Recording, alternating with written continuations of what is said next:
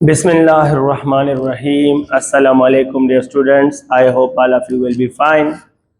Video का number जो था वो न्यूक्लियर फिजिक्स का था, वो रिकॉर्ड भी है, एडिटेड भी है। अपलोड वेव्स का इसलिए कर रहा हूँ क्योंकि काफ़ी स्टूडेंट्स और अच्छे स्टूडेंट्स ने मुझे रिक्वेस्ट की थी कि सर वेव्स का पहले अपलोड करें, हम इसमें स्टक हैं, प्रिपरेशन सीरीज़ में हम चैप्टर 8 में स्टक हैं। तो ये अपलोड कर रहा हूँ और सून आफ्टर दिस इंशाल्लाह आप जब ये देखोगे, अल्लाह ने चाहा तो मैं न्यूक्लियर फिजिक्स का डिटेल वीडियो भी अपलोड कर दूंगा। इस वीडियो में ये एक लेक्चर में आपका चैप्टर 8 कंप्लीट कवर हो जाएगा और इंशाल्लाह अज़ीज़ मैं इंशाल्लाह ये उम्मीद करूंगा कि ये एक वीडियो आपके चैप्टर 8 का क्वेश्चन एमडीकेट में क्लियर करेगा। आपको इंशाल्लाह आंसर मिलेगा, इशारा मिलेगा, रीजन मिलेगा। इनकी हेल्प से आप अपना ओरिजिनल क्वेश्चन फेस कर सकोगे। इससे एक्स्ट्रा पॉइंट्स और एमसीक्यूज आपको पढ़ने की जरूरत नहीं होगी। प्रैक्टिस के लिए एमसीक्यूज पढ़ सकते हो, पॉइंट्स इसमें काफी होंगे। स्टार्ट करते हैं।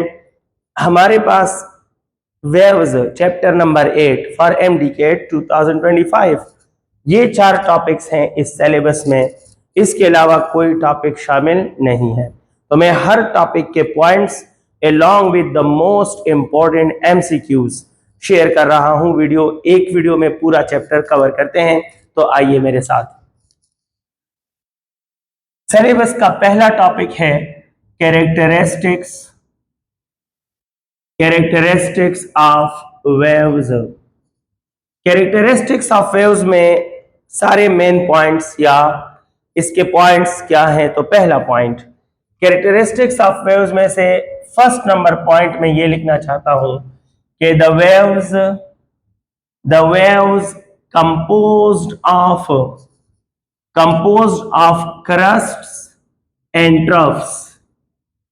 The waves composed of crust and trough are called transverse waves. वो वेव्स जो क्रस्ट और ट्रफ पर मुश्तमिल होंगे, they are called transverse waves. While waves composed of, वो वेव्स जो कि composed हो of compression and rarefactions, compression और rarefactions पर मुश्तमिल हो, they are called longitudinal waves. They are called longitudinal waves. क्या मतलब है इस पॉइंट का? फर्ज करो ये एक मीडियम है और आपको इस मीडियम में क्रस्ट और ट्रफ मिल रहे हैं, तो आप फरमाएंगे कि सर इस मीडियम में ये ट्रांसवर्स वेव्स हैं। ये क्या है? ट्रांसवर्स वेव्स हैं। और अगर मैं कहूं कि एक मीडियम है और वहां मीडियम के पार्टिकल कभी करीब करीब होते हैं, कभी दूर दूर होते हैं, फिर करीब करीब होते हैं, फिर दूर दूर होते हैं, तो ये क्रस्ट, ये ट्रफ ट्रांसवर्स वेव्स, और ये कंप्रेशन, ये rarefaction and the waves in medium are called longitudinal waves. Waves in medium are called longitudinal waves अगर कंप्रेशन रेयरफेक्शन हो। अब इस पॉइंट से वाबस्ता हमारा क्वेश्चन नंबर 1, वीडियो का क्वेश्चन नंबर 1, और वीडियो का क्वेश्चन नंबर 1 है that in spring we can form dash waves. Spring में हम कौन से वेव्स पैदा कर सकते हैं? पहला option longitudinal waves, longitudinal only. Second option transverse only.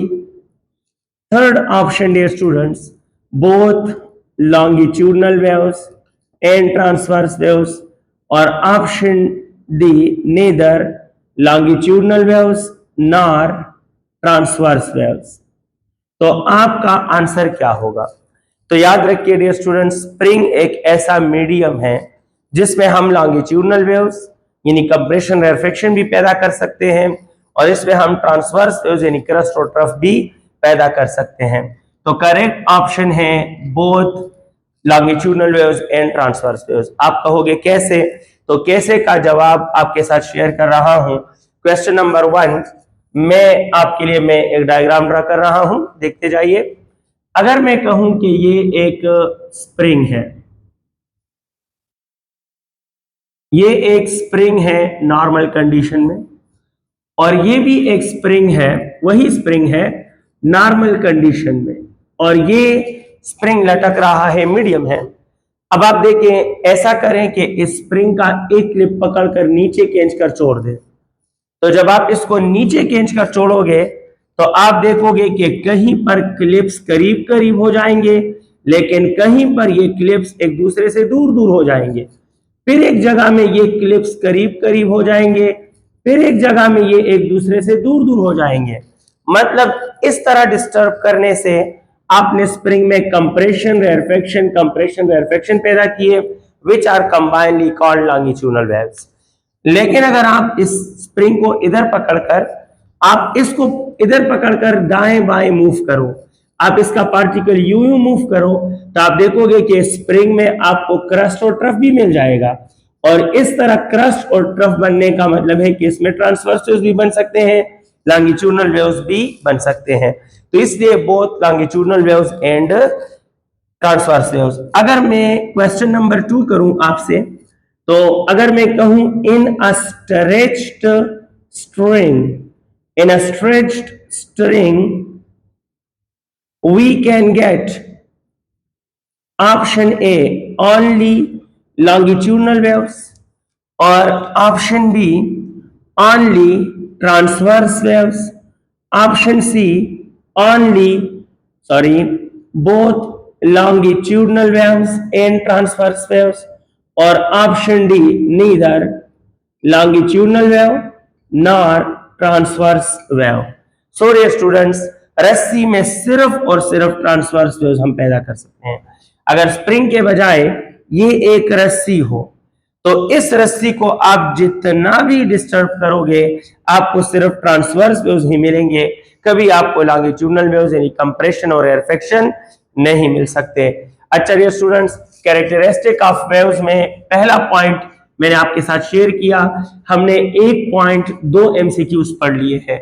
अब कैरेक्टरिस्टिक ऑफ वेव्स में मैं आपके साथ अपना सेकंड पॉइंट शेयर कर रहा हूं। Point number 2 about characteristic of waves.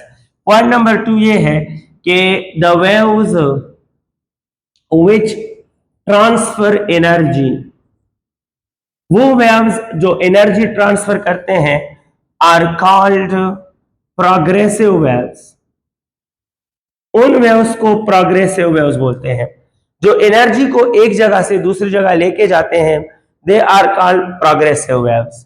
Point number 3, keep in your mind, हमने 2 MCQs किए हैं, स्टेप वाइज MCQs भी करते हैं और पॉइंट्स भी पढ़ते हैं। Point number 3 in characteristic of waves में आपको पता होना चाहिए। पॉइंट नंबर 3 हमारा ये है कि the waves which oscillate energy, वो वेव्स जो एनर्जी को ऑसिलेट करते हैं, they are called standing waves. उसे स्टैंडिंग वेव्स बोला जाता है। वो वेव्स जो कि सिर्फ एनर्जी को ऑसिलेट करते हैं अपनी जगह लूप्स में, वो स्टैंडिंग वेव्स कहलाते हैं। So what is the difference between progressive waves and standing waves? Progressive waves जो होते हैं वो एनर्जी को एक जगह से दूसरी जगह ट्रांसफर करते हैं, और स्टैंडिंग वेव्स जो होते हैं वो लूप्स में एनर्जी को कैप्चर करके उसी जगह उस एनर्जी को ऑसिलेट करते हैं। वो मीडियम के एक पोर्शन से दूसरे पोर्शन में एनर्जी ट्रांसफर नहीं करते।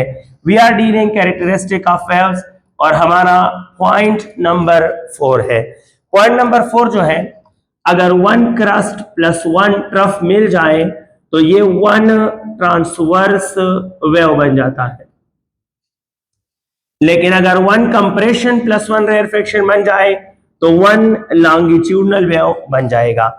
हमारा आज का क्वेश्चन नंबर 3, अगर मैं कहूं इट इज अ मीडियम, ये एक मीडियम है, और इस मीडियम में डियर स्टूडेंट्स ये है वेव्स बनाए हैं मैंने। अगर मैं कहूं the medium is composed of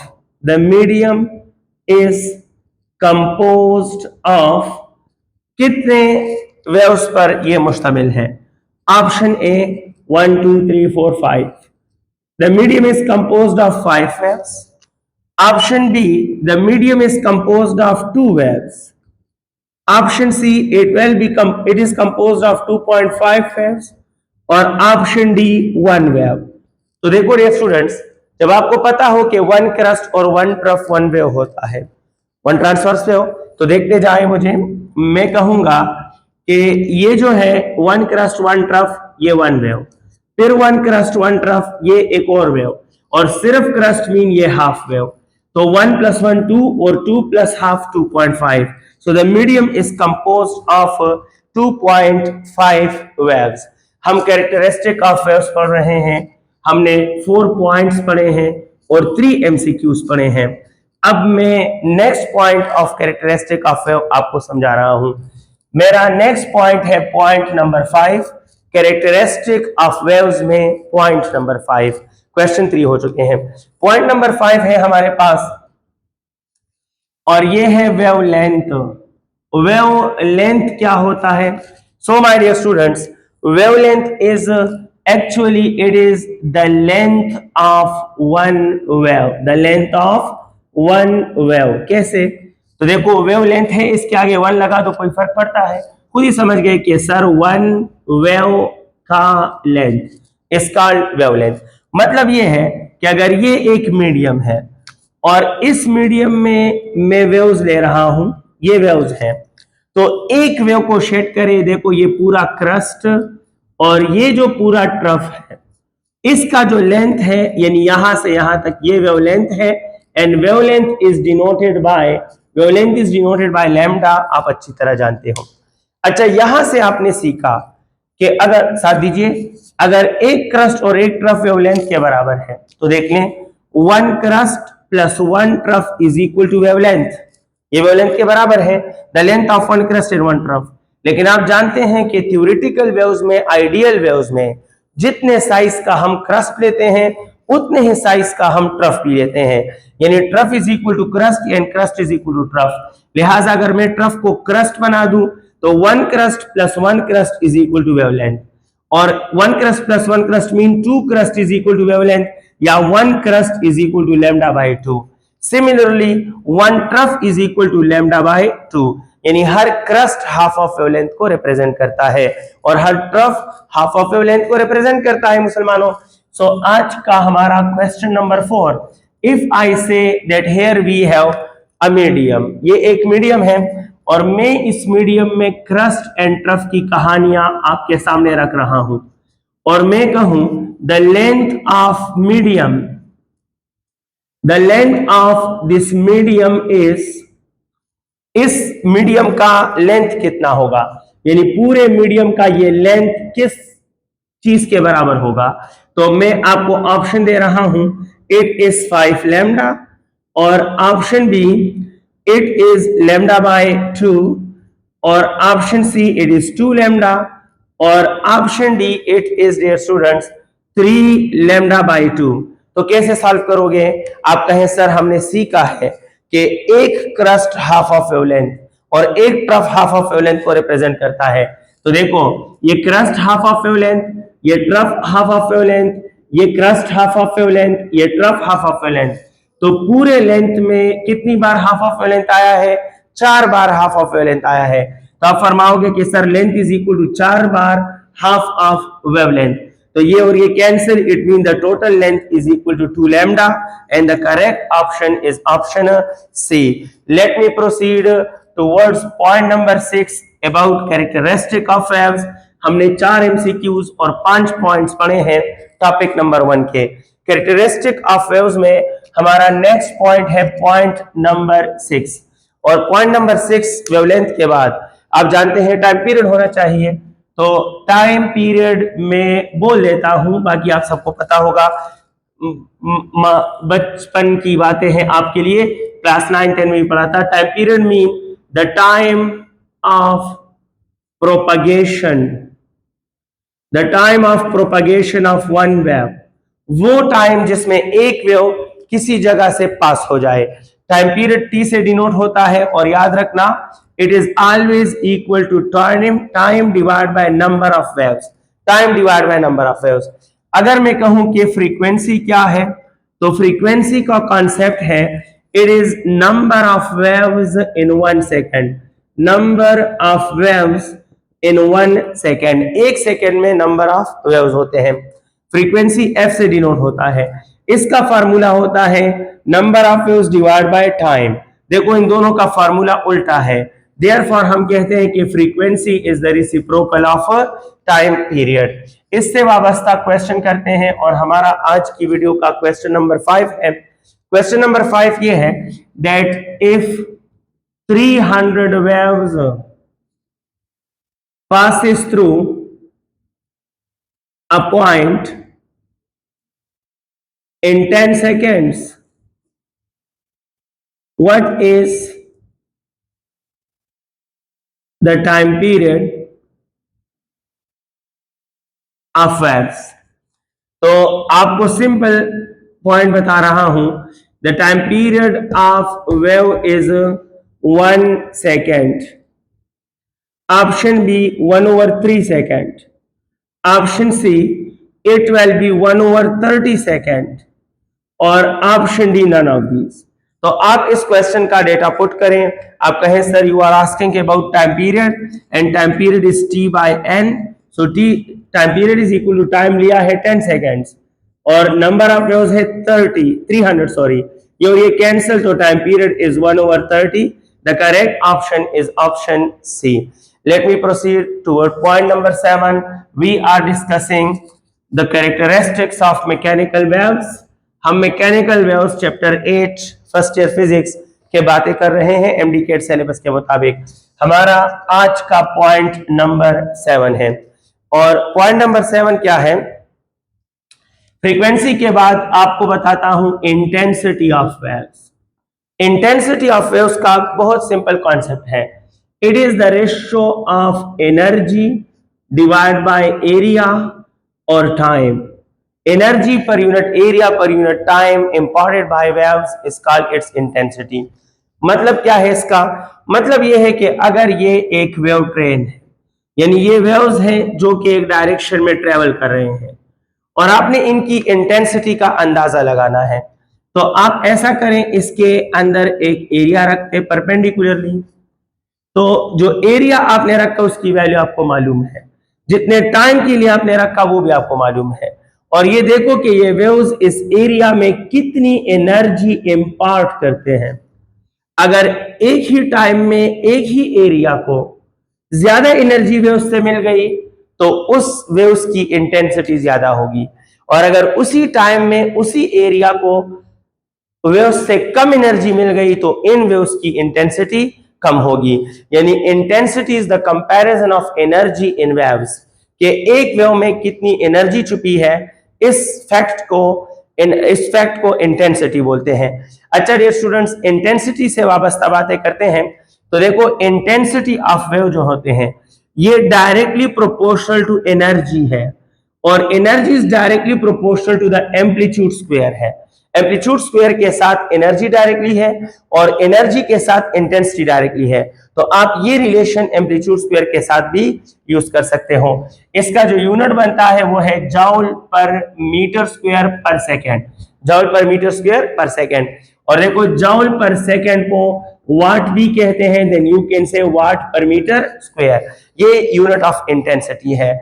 आज की वीडियो का हमारा क्वेश्चन नंबर 6 आपके नाम कर रहा हूं, और मेरा क्वेश्चन नंबर 6 है कि what are the units of intensity of waves. Waves की इंटेंसिटी का यूनिट क्या क्या है? तो पहले मैं लिख रहा हूं वाट पर मीटर स्क्वायर, दूसरे नंबर पे joule per metre square second, तीसरे नंबर पे मैं लिख रहा हूं newton per metre into second, और option D all of these. तो देखो डियर स्टूडेंट्स, ये देखो ये वाट पर मीटर स्क्वायर तो ऑलरेडी लिखा है, तो मतलब ये तो ठीक है। Joule per metre square second ये भी ठीक है। अब ये ठीक है या गलत है तो कॉमन सेंस यूज करें, जब ये दोनों ठीक है और आल है नीचे तो डेफिनेटली आल होगा, ये भी ठीक होगा। अब ये कैसे ठीक है? तो देखो इसी से आता है, जूल होता है न्यूटन मीटर और ये मीटर स्क्वायर सेकेंड, तो 1 मीटर को ले उड़ा तो newton per metre into second. Correct option है ऑल ऑफ दीज। इंटेंसिटी के बारे में मैं आपसे एक और क्वेश्चन शेयर कर रहा हूं और इस तरह पॉइंट का नंबर और क्वेश्चन का नंबर भी सेम हो जाएगा। तो हमारा आज की वीडियो का question number 7 for you people. And my dear student, my question is that if the amplitude of a wave become 4 times the change in its intensity will be, the change in its intensity will be option A 16i और 4i, 3i और 15i। तो ज्यादातर बच्चे इस relation को use कर जाते हैं कि intensity is directly proportional to amplitude square, लेकिन मामूली से स्टेटमेंट को केयर नहीं करते तो आंसर गलत हो जाता है। याद रखें, आप पहले सोल्यूशन करते हैं, कहें कि सर एम्पलीट्यूड x नॉट हो तो इंटेंसिटी फर्ज करो i है। अब इन्होंने एम्पलीट्यूड को 4 टाइम बढ़ा दिया, लेकिन रिलेशन में एम्पलीट्यूड पर स्क्वायर है, यानी जब हम इसके साथ 4 लगाएंगे तो 4 का स्क्वायर इंटेंसिटी के साथ क्या लगा देगा, स्क्वायर ऑफ 4 इज 16, तो इसके साथ 16 लगेगा, मतलब ये 4x नॉट स्क्वायर हो गया, 4x नॉट हो गया तो ये 16i हो जाएगा। अब 16i ज्यादातर स्टूडेंट सेलेक्ट कर लेते हैं।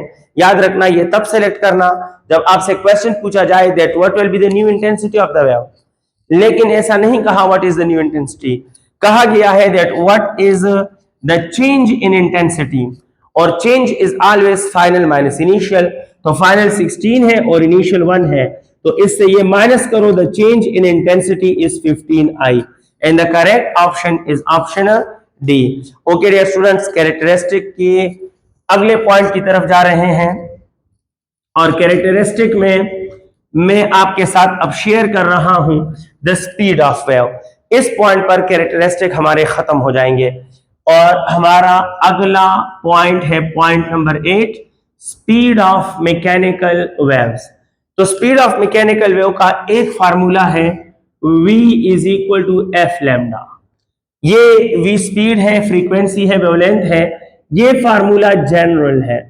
जनरल मीन के this can be used for all types of waves, ये हर ट्रांसवर्स वेव, हर लॉन्गिट्यूडनल वेव, हर इलेक्ट्रोमैग्नेटिक वेव, हर डी ब्रॉगली वेव, हर स्टैंडिंग वेव, हर वेव के लिए इस्तेमाल होता है। फ्रीक्वेंसी, वेवलेंथ और स्पीड। इस फार्मूले के बाद हम स्पेसिफिक फार्मूला पढ़ते हैं, v is equal to T divide by mass per unit length under root. ये जो फार्मूला है dear students, it is only used for, ये सिर्फ यूज होता है for transverse waves, transverse progressive waves. ये उन वेव्स के लिए यूज होता है जिसमें क्रस्ट और ट्रफ होते हैं, ये बाकी किसी चीज के लिए यूज नहीं, किसी भी वेव के लिए यूज नहीं होता। इसमें ये टी क्या है, it is tension in the medium, stretchness of the medium, और ये m क्या है, मास ऑफ द मीडियम, और ये l क्या है, लेंथ ऑफ द मीडियम। याद रखो, ये मास पर यूनिट लेंथ इसलिए लिखा है क्योंकि स्पीड मीडियम के ओरिजिनल लेंथ पे डिपेंड नहीं करता, it depends upon the ratio of mass and length, it depends upon the ratio of mass and length. अगर आपने रस्सी देख लिया जरा, ये एक मार्कर, एक रस्सी है, अगर आपने इस मार्कर के साथ दूसरा मार्कर लगा दिया तो स्पीड ऑफ वेव पे पता है फर्क नहीं पड़ेगा। क्यों? क्योंकि लेंथ इतना था फिर इतना हो गया, लेंथ डबल लेकिन मास भी तो डबल। इस मार्कर का मास 2 था, इसका भी तो 2 है, तो मास भी डबल, लेंथ भी डबल, तो ऊपर मास का 2 और नीचे लेंथ का 2 बैलेंस करते हैं। तो मतलब ये है कि अगर आप मीडियम का सिर्फ लेंथ बढ़ाओगे और इस तरह बढ़ाओगे कि उसको खींचोगे वगैरह नहीं, तो याद रखना फिर स्पीड ऑफ ट्रांसवर्स वेव पे फर्क नहीं पड़ता। स्पीड ऑफ ट्रांसवर्स वेव पर तब फर्क पड़ता है जब आप रस्सी बदलोगे। रस्सी बदलने का मतलब है कि मास पर यूनिट लेंथ, इस रेशियो की वैल्यू चेंज हो जाएगी। तो चलो आगे बढ़ते हैं। हमारे पास स्पीड ऑफ वेव का एक और फार्मूला भी है, v is equal to elastic modulus divide by density under root. इसमें ये इलास्टिक मॉडुलस है। Elastic modulus nature of solid को रिप्रेजेंट करता है, और ये डेंसिटी है, डेंसिटी ऑफ द मीडियम। और ये फार्मूला याद रखना ओनली फॉर लॉन्गिट्यूडनल वेव्स इस्तेमाल होता है। इस फार्मूले में ये E जो है ये स्ट्रेस डिवाइड बाय स्ट्रेन के बराबर होता है, यानी force per unit area divide by change in volume पर ओरिजिनल वॉल्यूम, जबकि डेंसिटी आप अच्छी तरह जानते हो। अच्छा, इससे हम और चीजें वाबस्ता कर सकते हैं। अगर मैं आपसे कहूं कि यहां पर ये speed v is equal to √T/m per unit L, तो आप रिलेशन लगा दो कि v is directly proportional to the root of tension and v is inversely proportional to the root of ratio of mass per unit length. अगर आप इसको length per unit mass करोगे, उल्टा करोगे, तो फिर डायरेक्ट रिलेशन होगा। मैं आपसे क्वेश्चन करने वाला हूं, और हमारा आज का क्वेश्चन नंबर 8 कैरेक्टरिस्टिक के बारे में। चूंकि कैरेक्टरिस्टिक में बातें ज्यादा हैं, तो मैं 1-2-3 क्वेश्चन इस पे कर सकता हूं। अच्छा, क्वेश्चन नंबर 8 इस वीडियो का, जो कि कैरेक्टरिस्टिक को ये पॉइंट एंड कर देंगे। और हमारा क्वेश्चन नंबर 8 है डियर स्टूडेंट्स कि if the tension in a string is made double while mass per unit length is made quarter, then speed of waves, string में स्पीड ट्रांसवर्स वेव्स होते हैं, आप जानते हैं। तो option A the speed of waves v रहेगा, यानी unchange रहेगा। ऑप्शन बी 2v बन जाएगा, और ऑप्शन सी 4v बन जाएगा, और एहतियातन नाम ले रहा हूं। तो देखिए स्टूडेंट्स, आप कहेंगे सर v होता है √ tension divide by mass per unit length, tension divide by mass per unit length. अच्छा, ये कहा कि टेंशन इज मेड डबल, तो इसको डबल करें, और मास पर यूनिट लेंथ का जो रेशियो है it is made quarter. Quarter mean ये 1/4 हो जाएगा। तो अब सॉल्व कीजिए प्लीज। अगर मैं इस 4 को इधर ले जाऊं तो 4 2s are 8 बन जाएगा, तो v is equal to √T divide by mass per unit length, और 8 बन जाएगा। सो 8 का √, आप √8 जानते हो, तो √8 इज 2√2 होता है। तो यहां मैं नहीं लिख पाया, तो I am sorry, none of these, यानी नया स्पीड जो होगा the new speed will be 2√2 times of v। ये आंसर में होना चाहिए। अगर ये नहीं होगा तो बात ठीक नहीं होगी। अच्छा, नेक्स्ट क्वेश्चन आपके लिए question number 9 dear students, characteristics of waves का क्वेश्चन नंबर 9। और क्वेश्चन नंबर 9 है, अगर मैं कहूं ये एक रस्सी है, ये एक रस्सी है, और इस रस्सी का मास इसका है 2 kg, और लेंथ इसका है 2 मीटर, और मैं इसी रस्सी के साथ एक और रस्सी रख रहा हूं। If these are the 2 threads, और मैं कहूं लेंथ इसका 2 मीटर है, वाइल इसका मास जो है अब ये 4 kg हो गया है, यानी एक और रस्सी मैंने ले ली, इसका मास 4 kg डबल कर दिया मैंने, रस्सी मोटी कर दी, लेंथ वही है। अगर मैं कहूं both are under same stress, then the speed of waves, मैं इस रस्सी को 1 और इसको 2 कह देता हूं। The speed of waves will be compared as v1 is equal to v2, v1 is double of v2, v1 is equal to √2 times of v2, और option D none of these. तो हम इसको सॉल्व करेंगे dear students. रस्सी है, transverse waves है, तो transverse waves के फार्मूले से हम इसको सॉल्व करेंगे। और हमारा अगला सोल्यूशन ये होगा, आप कहेंगे सर टेंशन सेम है, both are under same stress, same stretchness या सेम स्ट्रेस या सेम टेंशन, तो टेंशन सेम है। अगर टेंशन सेम है तो हम फार्मूले में कहेंगे कि V is inversely proportional to the ratio of mass divide by length. अब देखिए लेंथ भी सेम है, जब लेंथ सेम हो गया तो ये भी कांस्टेंट हो गया, तो now we can use that v is inversely proportional to the root of mass. जब लेंथ भी सेम है, टेंशन भी सेम है, तो टेंशन भी फार्मूले से निकाल दो, लेंथ भी निकाल दो, क्योंकि दोनों का लेंथ और टेंशन सेम है। अब मास से फर्क करोगे तो मास के साथ तो इनवर्स है, लेकिन रूट के साथ। तो अगर मैं कहूंगा v1, तो आप कहोगे sir v1 is equal to 1 over, mass की जगह वैल्यू पुट करें प्लीज, इसके मास की वैल्यू है 2। अगर मैं कहूंगा v2, तो आप कहोगे सर 1 ओवर अंडर रूट 4 हो जाएगा। अब v1 को v2 पे डिवाइड करें, लेफ्ट को लेफ्ट पे, राइट को राइट पे डिवाइड करें, सो माय डियर स्टूडेंट्स आपको मिलेगा v1 over v2 is equal to 1 over under root 2 multiply, जब इसको मल्टीप्लाई में चेंज करोगे उल्टा हो जाएगा, तो 4 का रूट होता है 2 डिवाइड बाय 1। अब v1 over v2 is 2 divide by under root 2, मानते हो ना? लेकिन आप जानते हो कि 2 can be written as under root 2, तो v1 over v2 is equal to under root 2 under root 2 under root 2 cancel, तो v1 is equal to 2 under root v2। ये करेक्ट रिलेशन है। मैं उम्मीद करता हूं कि आप ये सोल्यूशन, ये क्वेश्चन समझ गए हो। मैं v1 is equal to under root 2 v2, correct option क्या है? करेक्ट ऑप्शन हमारे पास सी है, जो कि ये कैलकुलेशन में आया। अगर नहीं समझे हो डियर स्टूडेंट्स, तो मैंने तो वन शॉट पूरा वेव चैप्टर रिकॉर्ड करना है आपके लिए। आपके पास तो टाइम होगा, मेरे पास तो इतना टाइम नहीं होगा कि मैं एक वीडियो को स्लोली डिस्कस करूं, वीडियो काफी बड़ा हो जाएगा। मैं चाहता हूं कि कम टाइम में आपको ज्यादा पॉइंट, ज्यादा एमसीक्यू सिखा सकूं। तो आप खैर रिवाइंड करो, दोबारा देख लो, इंशाल्लाह आपको समझ आ जाएगी। आगे बढ़ते हैं। कैरेक्टरिस्टिक ऑफ वेव्स के तकरीबन सारे main points along with 10 most important 9 MCQs हो गए, तो एक और भी कर लेते हैं कैरेक्टरिस्टिक का क्वेश्चन। और क्वेश्चन नंबर 10, हमारा question number 10 about characteristic of waves. अगर मैं कहूं that the elastic modulus of two media, the elastic modulus of two media are related as E1 is double of E2 while their densities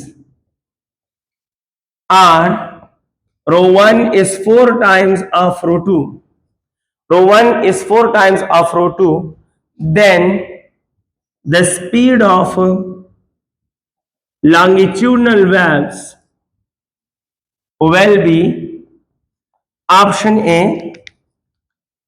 V1 is equal to V2, V1 is double of V2, V1 is under root 2 times of V2। एहतियातन ना ले रहा हूं ये student, question बना तो दिया लेकिन सॉल्व नहीं कर पाया, सोल्यूशन क्वेश्चन लिखते हुए जहन में सॉल्व ना कर पाया। तो आप इक्वेशन इस्तेमाल करोगे V is equal to under root E divide by rho. अब वैल्यूज पुट करें, जब आप v1 लिखोगे तो इधर होगा e1 और इधर रो 1, जब आप v2 लिखोगे तो इधर होगा e2 डिवाइड बाय रो 2। अब डिवाइड करो, लेफ्ट को लेफ्ट पे, राइट को राइट पे, तो v1 over v2 is equal to एक अंडर रूट के अंडर लिख देना, अच्छा लगेगा। तो e1 बाय रो 1 और ये डिवीजन मल्टीप्लाई में चेंज होगा तो ये उल्टा हो जाएगा रो 2 डिवाइड बाय e2। अब सॉल्व करें जनाब, v1 over v2 is equal to, आप मेरी हेल्प करें, तो अंडर रूट की जगह अंडर रूट। अब e1 किसके बराबर है? तो it is double of e2, तो double of e2 multiply by rho 2 अपने जगह पर। रो 1 किसके बराबर है? 4 टाइम्स ऑफ रो 2, तो 4 times of row 2 cross e2 बढ़ गया, रो 2 कैंसल, तो 2 बाय 4 1 ओवर 2 बन जाएगा। तो हमारे पास सोल्यूशन आ जाएगा v1 over v2 is equal to 1 over under root 2, cross multiply करें तो v2 is equal to under root 2 times of v1, और मैंने लिखा है v1 under root 2 times v2, यानी v1 इधर होना चाहिए, v2 इधर होना चाहिए, ऐसा नहीं लिखना चाहिए था, आप लोगों ने गलत लिखा है। तो ठीक करे, करेक्ट ऑप्शन क्या है? नन ऑफ दीज है। कैरेक्टरिस्टिक ऑफ वेव्स का पहला टॉपिक चैप्टर वेव का खत्म हो गया। कैरेक्टरिस्टिक ऑफ वेव्स के बाद now let me explore the second topic and important topic of this chapter, speed of sound. इसके भी सारे पॉइंट्स, मेन सारे पॉइंट्स आपके नाम कर रहा हूं। The speed of sound, speed of sound के बारे में मेरा पहला पॉइंट आपके नाम ये होगा कि मैं आपको एयर में यानी गैसेस में और लिक्विड्स में एवरेज और सॉलिड्स में इसके प्रैक्टिकल वैल्यूज बताता हूं ताकि एमसीक्यू में आपको याद रहे। तो एयर में इसकी जो वैल्यू होती है वो तकरीबन 327 मीटर पर सेकेंड से लेकर 343 metre per second normal conditions में ये होती है। फिर जब हम एटमॉस्फेरिक कंडीशंस को चेंज करें, moisture, direction of wind, temperatures वगैरह वगैरह, ये सारे क्लाइमेट्स वगैरह चेंज करें तो फिर हम speed of sound in air को हम 327 से कम भी ले जा सकते हैं, ज्यादा भी ले जा सकते हैं। लेकिन जो एवरेज वैल्यू होती है, the average value is 330 metre per second. और dear students, speed at 0 degree यानी जब एनवायरमेंट का टेम्परेचर 0 डिग्री सेंटीग्रेड हो तो वी नॉट होता है 332 मीटर पर सेकेंड। ये आवाज का स्पीड है, लेकिन एयर में या मिक्सचर ऑफ गैसेस में 0 डिग्री सेंटीग्रेड पर यह होता है, इसलिए इसे वी नॉट स्पेशल सिंबल दिया। एवरेज इलाकों में 330 राउंड अबाउट, इससे लेकर इस तक नॉर्मल कंडीशंस में हमें मिल सकते हैं। फिर हम कंडीशन मॉडिफाई करें तो मॉडिफाई कर सकते हैं। नॉर्मल कंडीशन में लिक्विड्स में जो स्पीड होता है तो याद रखना it is round about 5 times of speed in air. Air में जो स्पीड है उससे तकरीबन अप्रोक्सीमेटली, ये एवरेज बात करूं, लिक्विड्स 1000 किस्म के हैं, बाद में 5 टाइम से थोड़ा ज्यादा, बाद में कम। On the average the speed of sound in liquids is round about 5 times greater than the speed of sound in gases or air. Exceptions are there, मैं कह रहा हूं approximate and average data दे रहा हूं आपको। Anyhow, solids में it is round about 15 times of speed in air. Solids में round about ये 15 times है, ये मैं average ले रहा हूं। मुख्तलिफ सॉलिड्स में मुख्तलिफ होता है तो अप्रोक्सीमेटली सबका एवरेज ले लो तो तकरीबन एयर में आवाज की रफ्तार और सॉलिड में आवाज की रफ्तार में राउंड अबाउट 15 टाइम्स का फर्क होता है। बाज सॉलिड्स में 15 टाइम्स से भी ज्यादा, बाज में 15 टाइम्स से थोड़ा कम होगा। ऑन द एवरेज बात कर रहा हूं। तो ये स्पीड ऑफ साउंड के बारे में पहला पॉइंट था। स्पीड ऑफ साउंड के बारे में मैं दूसरा पॉइंट शेयर कर रहा हूं। हमने 10 एमसीक्यूज किए हैं डियर स्टूडेंट्स इस वीडियो में। अगला क्वेश्चन 11 होगा। पहले मैं सारे पॉइंट शेयर कर दूं, उसके बाद एमसीक्यूज आपके नाम करता हूं। सो मेरा question point number 2 about speed of sound in air की बात करूंगा। अच्छा डियर स्टूडेंट्स, इसमें न्यूटन ने एक फार्मूला डिराइव किया था, Newton's formula for speed of sound. तो इसमें खास बातें क्या हैं तो याद रखना, this formula is only derived for air. In speed of sound in air, solid के लिए न्यूटन फार्मूला नहीं है। The speed of sound in liquids के लिए न्यूटन फार्मूला नहीं है। Newton formula is for speed of sound in air या mixture of gases. दूसरी बात यह है कि फार्मूले में जो कंसिडरेशंस थे, जो इसमें कंसिडरेशंस किए थे न्यूटन ने डिराइवेशन के दौरान, इसने कहा था कि आवाज के गुजरने से प्रेशर इंक्रीज हो जाता है, वॉल्यूम ऑफ एयर जो है वो डिक्रीज हो जाता है, temperature of air remains constant. और कांस्टेंटेंसी ऑफ टेम्परेचर का मतलब है कि उसने कंसिडर किया था कि आवाज का गुजरना जो है ये आइसोथर्मल प्रोसेस है, यानी हम जब बातें करते हैं तो हमारी आवाज का हवा से गुजरने, इसके दौरान हवा का टेम्परेचर चेंज नहीं होता, आइसोथर्मल है। अच्छा, इसने फिर कैलकुलेशन में इस्तेमाल किया था बॉयल्स लॉ यूज किया था और इसके पास फार्मूला आया था कि V is equal to under the root P divide by rho. ये फार्मूला न्यूटन फार्मूला कहलाता है और P जो है वो एटमॉस्फेरिक प्रेशर था और रो जो है वो एयर डेंसिटी थी, एटमॉस्फेरिक एयर डेंसिटी है। जब इसमें वैल्यूज पुट किए गए जनाब तो आंसर जो था वो बिल्कुल गलत आ गया, इन नॉर्मल वैल्यू से एडजस्ट ना कर सका। दूसरी बात, न्यूटन फार्मूले में जो एरर आया था वो एरर था 16%।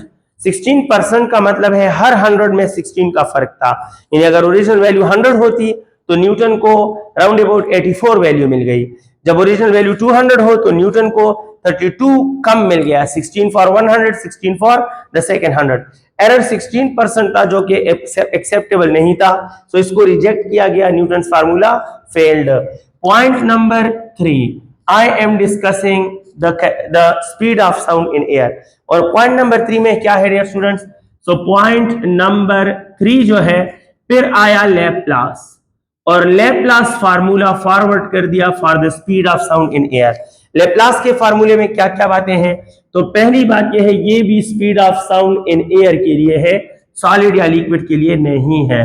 बस फर्क यह है कि इसने जो कंसिडरेशंस किए, तो लैप्लास ने कहा कि न्यूटन मोहतरम ठीक कह रहा है, आवाज के गुजरने से एयर का प्रेशर बढ़ जाता है लेकिन वॉल्यूम कम हो जाता है।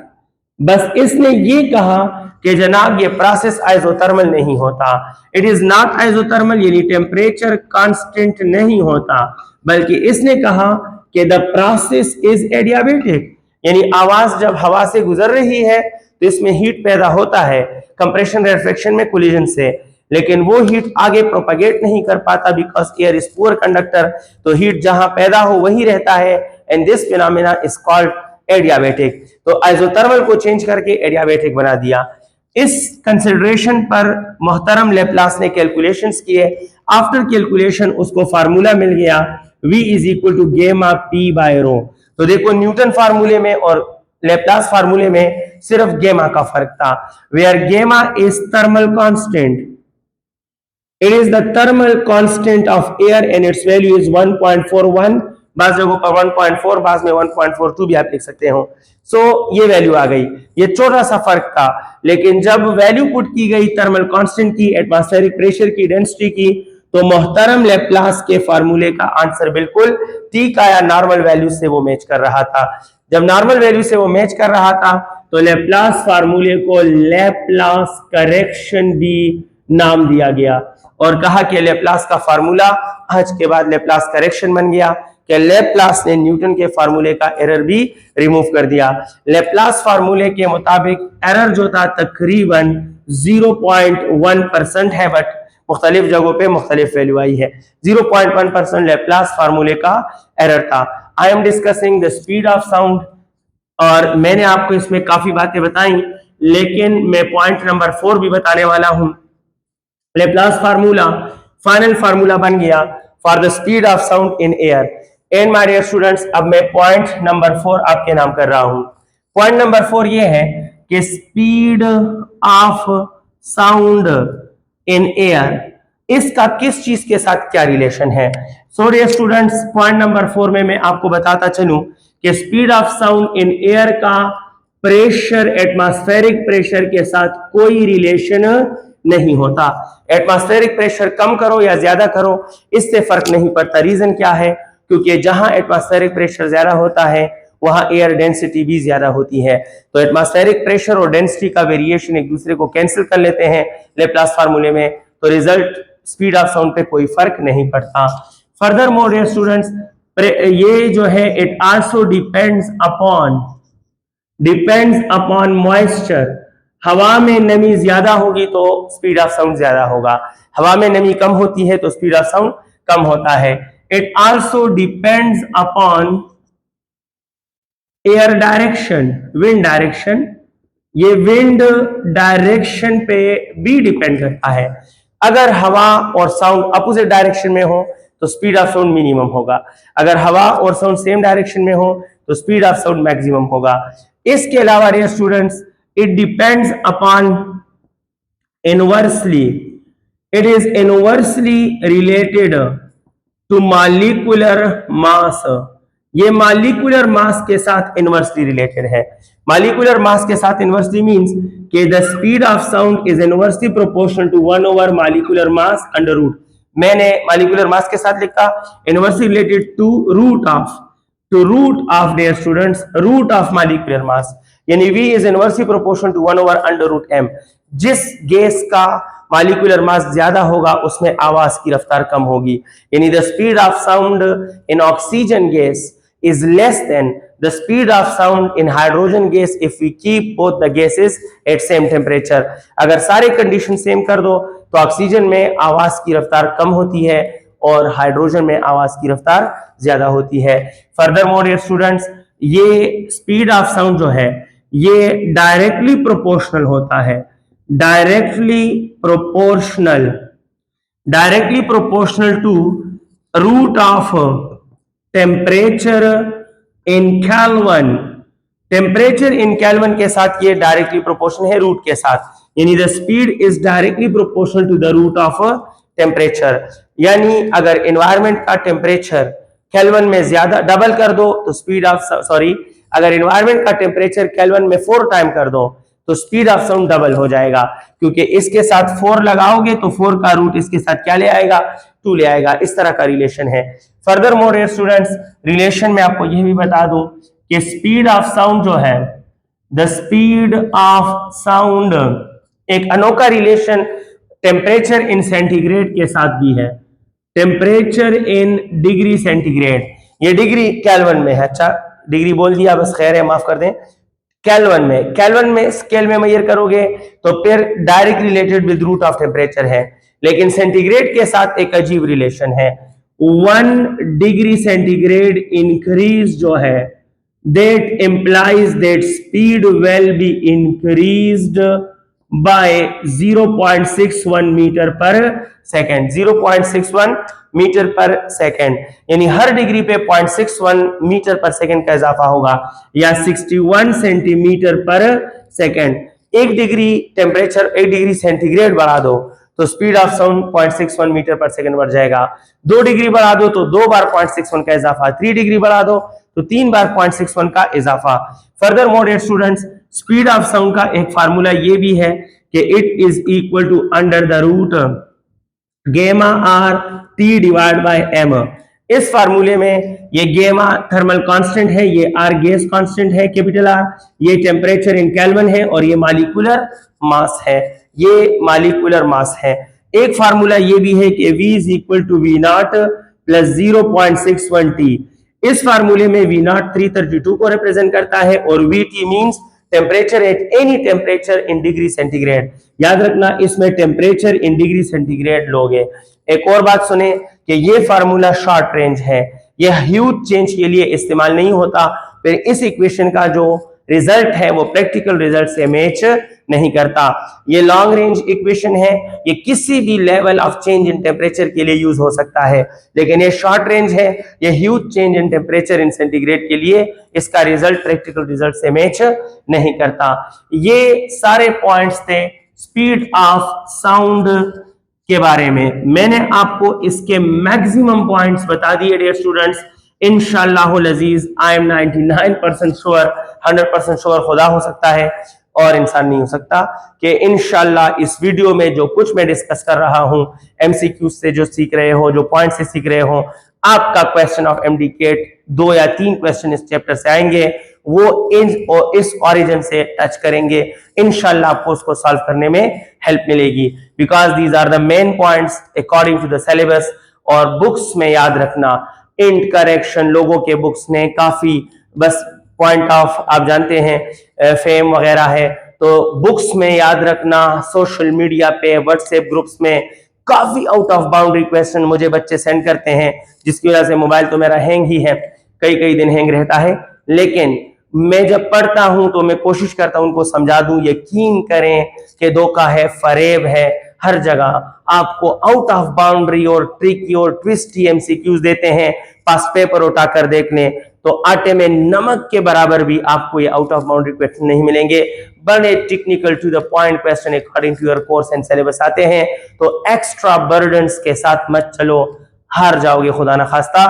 टू द पॉइंट रहो जनाब। Smart study is the source and it is the way to get success. दिन रात पढ़ने वाले और सब कुछ पढ़ने वालों को मैंने अपने 13 साल टीचिंग एक्सपीरियंस में 3 साल जाया करते हुए देखा है। और टू द पॉइंट पढ़ने वाले, इवन कम पढ़ने वाले, टू द पॉइंट पढ़ने वालों को मैंने फर्स्ट अटेम्प्ट पे क्लियर करते हुए देखा है। तो ये मैं सच कह रहा हूँ डियर स्टूडेंट्स, बड़ी बड़ी किताबों से और आउट ऑफ बाउंड्री और अजीब व गरीब आधे स्टेटमेंट से और एक्स्ट्रा बातों उन लफ्जों से इंप्रेस ना हो जो कभी बुक में आपको मिले ही ना, तो उनसे इंप्रेस ना हो, टू द पॉइंट चलें, इंशाल्लाह आपको आपकी मेहनत का सिला मिलेगा। अच्छा जनाब, स्पीड ऑफ साउंड के क्वेश्चंस, वीडियो का क्वेश्चन नंबर 11, और वीडियो का जो क्वेश्चन नंबर 11 है वो क्या है, वो स्पीड ऑफ साउंड के बारे में है। The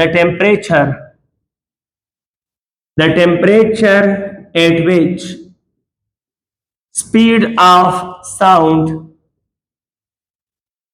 become double of V naught. V naught mean the speed at 0 degree centigrade, यानी 332 का डबल. V naught represents, आपके इंफॉर्मेशन के लिए लिखूंगा 332 मीटर पर सेकेंड ब्रैकेट में, वरना क्वेश्चन में वो नहीं लिखेंगे, आपको पता होना चाहिए.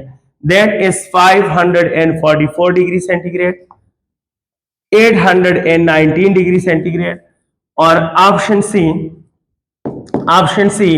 it will be 1092 degree centigrade, और option D none of these. So dear students, बहुत सी जगहों पर ये आंसर गलत है. लोगों ने इसको इस रिलेशन से सॉल्व किया है, V naught प्लस 0.61 t. जब इससे सॉल्व करोगे तो आंसर 544 आता है. ये गलत है क्योंकि ये एक ह्यूज चेंज है टेम्परेचर का, और it is a short range equation. ये इक्वेशन अपना रिजल्ट इतने बड़े चेंज पर प्रैक्टिकल लाइफ में एडजस्ट या सेम नहीं दे सकता. इसका थ्योरेटिकल जवाब कुछ और होता है, रियल में कुछ और है. You have to solve it by using V is equal to gamma RT divide by molecular mass. इससे सॉल्व करोगे, यानी आप इसको इस रिलेशन से सॉल्व करोगे कि V is directly proportional to the root of temperature in kelvin, तो आपको केल्विन में टेम्परेचर मिल जाएगा. और केल्विन में टेम्परेचर मिल जाए डियर स्टूडेंट्स, तो फिर आप उसको सेंटीग्रेड में कन्वर्ट करें इस फार्मूले से कि degree centigrade is equal to kelvin minus 273, तो आपको मिल जाएगा 819. मैंने सॉल्व क्यों नहीं किया, मैं सॉल्व करूं फिर भी आपसे कहूंगा कि आप सॉल्व मत करें. एक स्टैंडर्ड इक्वेशन है, कई पास्ट पेपर में रिपीट हो चुका है. सिर्फ याद रखो कि वो टेम्परेचर जिस पर स्पीड ऑफ साउंड 332 यानी V naught के डबल होता है, दैट इज 819 डिग्री सेंटीग्रेड. यही वैल्यू हमें केल्विन में क्या मिलेगी. सो मैं क्वेश्चन नंबर 12 आपके नाम करने वाला हूं, और केल्विन में ये वैल्यू हमें मिलेगी कि मैं कहूं the value of temperature in kelvin for which V is equal to double of V naught for sound. Sound के लिए V double of V naught हो तो केल्विन में वो टेम्परेचर वैल्यू क्या होगी, A, B, C and option D. It is 1092 Kelvin. It is 992 Kelvin. It is 1292 Kelvin. और मैं नॉन ले रहा हूं मुसलमानों, क्योंकि मैं इसको ऐड करने की कोशिश कर रहा हूं, मुझसे नहीं हो रहा. वैल्यू भी इत्तेफाकन में भूल गया हूं, तो मैं सॉल्व करूंगा. तो जनाब आप जानते हैं कि kelvin is equal two degree centigrade plus 273, और सेंटीग्रेड में वो टेम्परेचर जिस पर स्पीड डबल होता है वो होता है 819 plus 273.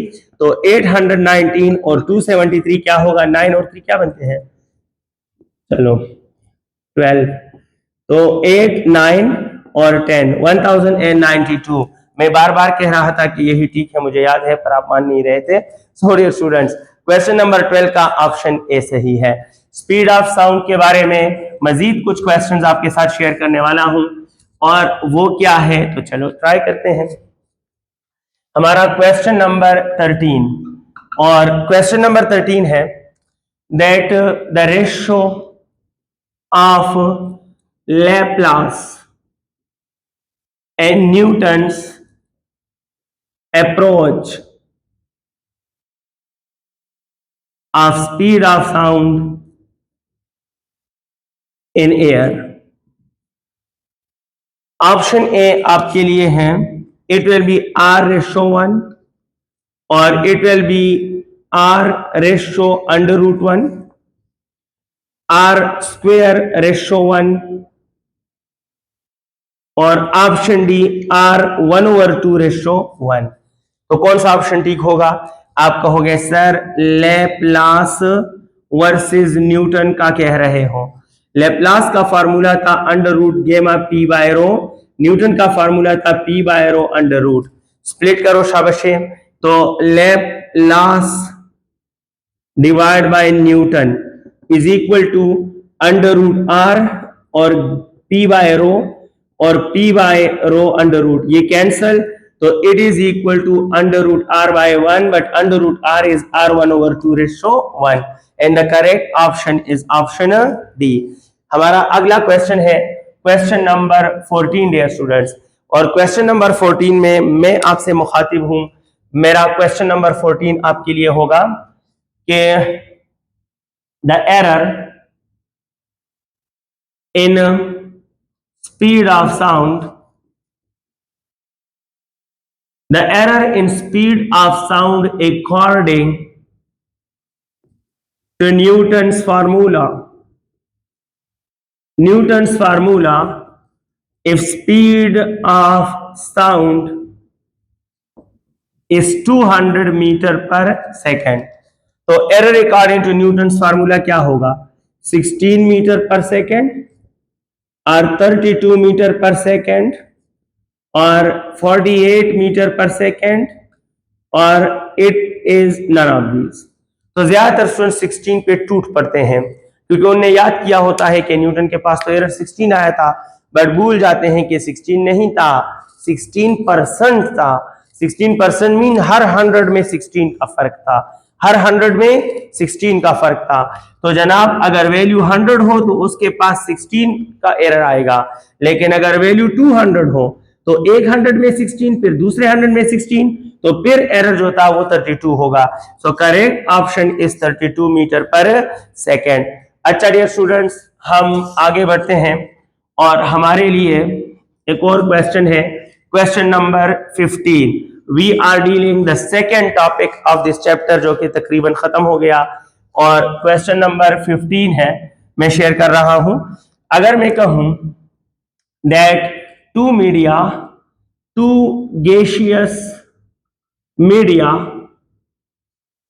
at same temperature, at same temperature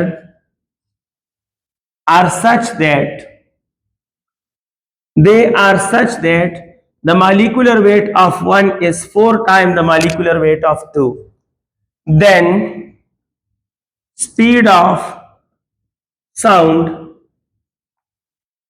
in them are related as option A, V1 is equal to V2, V1 is double of V2, और V2 is double of V1। मैं नाम ले रहा हूं जनाब क्योंकि सॉल्व हो गया बट श्योर नहीं हूं। सो जनाब आला, आप कहोगे sir V is inversely proportional to molecular mass का वेट अंडर रूट। ये तो मैंने आपको सिखाया, अभी बताया। जब आप V1 लिखोगे, V1 डिवाइड बाई V2 लिखोगे, तो आप देखो रिलेशन में रूट है तो राइट साइड पे तो रूट लिखना वाजिब है, पर लेकिन इनवर्स है तो V1 ऊपर है तो M1 नीचे होगा, और V2 नीचे है तो M2 ऊपर होगा, और रूट तो रिलेशन में है, तो V1 over V2 is equal to under root अपनी जगह पर।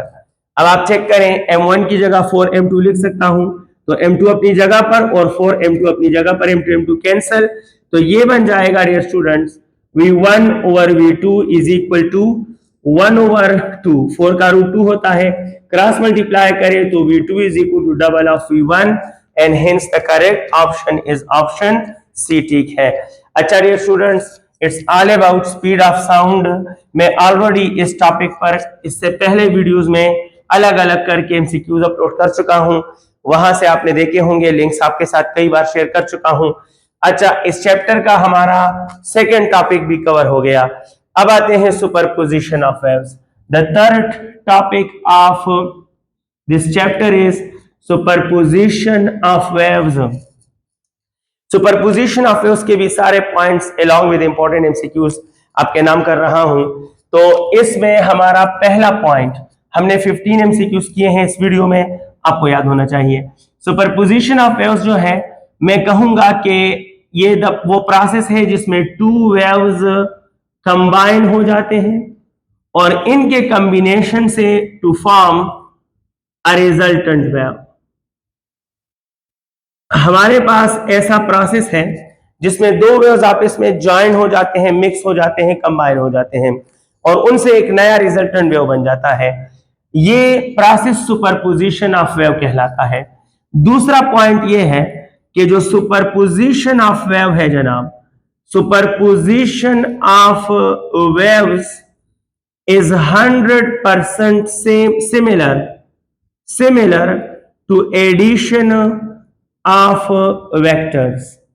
इस टॉपिक के साथ साथ एमसीक्यूज करूंगा तो आपको ज्यादा समझ आएगी, तो दैट्स वाई बस पॉइंट्स के साथ जो एमसीक्यू, अच्छा एमसीक्यू टेक्निकल पॉइंट जो ऑलरेडी यूज टू हो, बुक से भी रिलेटेड हो, पास पेपर से भी रिलेटेड हो, वो आइडिया क्लिक होगा तो मैं उसी पर एमसीक्यू शेयर करूंगा इस पॉइंट के साथ ही। Superposition of waves is 100% similar to addition of vectors. इसका मतलब क्या है? इसका मतलब यह है कि सुपरपोजिशन का आपसे कोई क्वेश्चन करे तो उसको सुपरपोजिशन का क्वेश्चन मत समझो, उसको वेक्टर का क्वेश्चन बना दो, और जो जवाब वेक्टर से आता है वही वे उस पर अप्लाई कर दो। तो यानी आपसे कोई सुपरपोजिशन ऑफ वेव का क्वेश्चन करे तो उसको मत करो सुपरपोजिशन की तरह, उसको वेक्टर में बदल दो, वेक्टर से सॉल्व करो, जो जवाब वेक्टर से आए वही जाकर सुपरपोजिशन ऑफ वेव्स में सेलेक्ट करो। और इस सेंटेंस को सुपरपोजिशन प्रिंसिपल बोलते हैं। It is called superposition principle. तो आप कहेंगे सर हमें एग्जांपल समझा दें, तो इससे रिलेटेड हमारा क्वेश्चन है और वीडियो का क्वेश्चन नंबर 16 है डियर स्टूडेंट्स। सो वीडियो का क्वेश्चन नंबर 16, और मैं आपसे कह रहा हूं that two waves of amplitudes, two waves of amplitudes 10 meter and 20 meter are superimposed. They are superimposed, then the impossible resultant wave, impossible resultant wave क्या होगा? तो option A 30 metre, option B 10 metre, option C 20 metre और option D 5 metre. तो देखो superposition principle क्या कहता है कि सुपरपोजिशन के क्वेश्चंस को सुपरपोजिशन ना समझो, एडिशन ऑफ फैक्टर समझो, और एडिशन ऑफ फैक्टर से सॉल्यूशन ढूंढो और इस पर अप्लाई करो। तो मैं करूंगा, मैं नहीं कहूंगा कि मुझे दो वेव्स मिले हैं, मैं कहूंगा कि मुझे दो वेक्टर्स मिले हैं और एक वेक्टर A10 है और दूसरा वेक्टर B20 है। सही है, मैंने दो वेव को स्किप कर दिया। फिर मैंने कहा कि ये कह रहे हैं कि इन दोनों वेक्टर का एक रिजल्टेंट होना चाहिए, वैल्यू बता दो जो कि इम्पॉसिबल हो। तो बताओ ऐसा क्वेश्चन वेक्टर में आपने कैसे सॉल्व किया है? इस पे इतने वीडियोस अपलोड कर चुका हूं। स्टार्ट में वेक्टर को मैंने हर पॉइंट टू पॉइंट बिल्कुल ट्यूशन की तरह एक्सप्लेन किया ताकि स्टूडेंट ने वेक्टर नहीं पढ़ा तो वो पढ़े। फिर मैंने रफ्ता रफ्ता अगले वीडियोस में इसके एमसीक्यूज अपलोड किए हैं, तो उम्मीद करता हूं आपको पता होगा, आपने देखे होंगे। तो टू वेक्टर्स, एक ए एक बी, इम्पॉसिबल रिजल्टेंट। तो आप याद रखो रिजल्टेंट के पॉसिबल ढूंढ लो, इम्पॉसिबल उसके अलावा जो भी है वो इम्पॉसिबल। तो जो पॉसिबल होता है याद रखना वो मिनिमम से लेकर मैक्सिमम तक सारे पॉसिबल, और मिनिमम एडिशन होता है, सॉरी मिनिमम सब्ट्रैक्शन होता है और मैक्सिमम एडिशन होता है। तो जल्दी से ऐड करो, शाबाशी। सब्ट्रैक्शन यानी 20 माइनस 10, तो 10 यानी ये इसका मिनिमम है, और मैक्सिमम इज 20 प्लस 10 30, तो 30 इसका मैक्सिमम है। तो याद रखना मिनिमम से मैक्सिमम तक सारे पॉसिबल होते हैं। अब मिनिमम से कम हराम और मैक्सिमम से ज्यादा हराम। तो अब बताओ शाबाशी, 10 पॉसिबल में आता है, आपका यहां सर ये मिनिमम है, लेकिन मुझसे क्या मांग रहे हैं? इम्पॉसिबल, तो 10 गलत। 30 पॉसिबल में आता है क्योंकि मैक्सिमम है, मुझसे इम्पॉसिबल मांग रहे हैं, गलत। और 20 जो है वो 10 और 30 के दरमियान है, from minimum up to maximum सारे वैल्यूज पॉसिबल के लिस्ट में आते हैं। वो इम्पॉसिबल जो मिनिमम से कम, वो इम्पॉसिबल जो मैक्सिमम से ज्यादा। तो 5 मीटर यहाँ इम्पॉसिबल है क्योंकि ये 10 मीटर यानी मिनिमम से कम है। जनाब ये एक क्वेश्चन नहीं था, ये एक क्वेश्चन नहीं था, ये हजारों क्वेश्चंस का निचोड़ था, एक तरीका था, एक मेथड था। आप हजारों क्वेश्चन वेक्टर से सॉल्व करके सुपरपोजिशन का आंसर सेलेक्ट कर सकते हो। So my dear students, let me proceed, आगे बढ़ते हैं और मैं आपको सुपरपोजिशन ऑफ वेव का अगला पॉइंट बता रहा हूं, point 1, 2 and this is point number 3 and we are dealing the second last topic of MDCAT syllabus of chapter 8 waves, और third point of second last topic। third point ये है superposition के लिए कि अगर सुपरपोजिशन में कंस्ट्रक्टिव इंटरफेरेंस कब होगा, कौन सा सुपरपोजिशन कंस्ट्रक्टिव इंटरफेरेंस कहलाएगा। Which superposition we will call constructive interference. तो वो सुपरपोजिशन कंस्ट्रक्टिव इंटरफेरेंस होगा जिसमें क्रस्ट से मिलेगा और ट्रफ से मिलेगा। जब क्रस्ट से मिले और ट्रफ से मिले, यानी क्रस्ट का क्रस्ट से मिलना और ट्रफ का ट्रफ से मिलना, यानी इनके दरमियान फेज डिफरेंस जो है वो 0 डिग्री होगा। फेज डिफरेंस 0 डिग्री होगा। और जब क्रस्ट से मिलता है, ट्रफ से मिलता है, तो रिजल्टेंट वेव जो है वो मैक्सिमम बन जाता है, क्योंकि क्रस्ट और ट्रफ एक दूसरे को क्या करते हैं, सपोर्ट करते हैं, और सपोर्ट से जाकर रिजल्ट मैक्सिमम हो जाता है। तो वो सुपरपोजिशन कंस्ट्रक्टिव इंटरफेरेंस होगा जिसमें क्रस्ट से मिले, ट्रफ से मिले, रिजल्टेंट मैक्सिमम हो, कोई कैंसिलेशन ना हो, फेज डिफरेंस 0 हो, यानी वेव्स एक अंदाज में मिले तो फेज डिफरेंस 0 हो और वो सपोर्ट करें।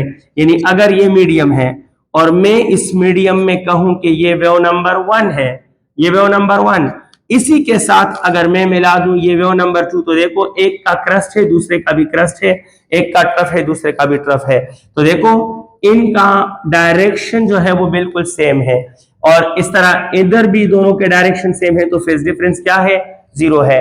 और इनसे जो रिजल्टेंट बनेगा, इतना बड़ा रिजल्टेंट बनेगा जो कि मैक्सिमम होगा। कंस्ट्रक्टिव इंटरफेरेंस कब होगा, इसकी शर्त क्या है? कंस्ट्रक्टिव इंटरफेरेंस तब होगा जब पाथ डिफरेंस या 0 लैम्डा होगा, या 1 लैम्डा होगा, या 2 लैम्डा होगा।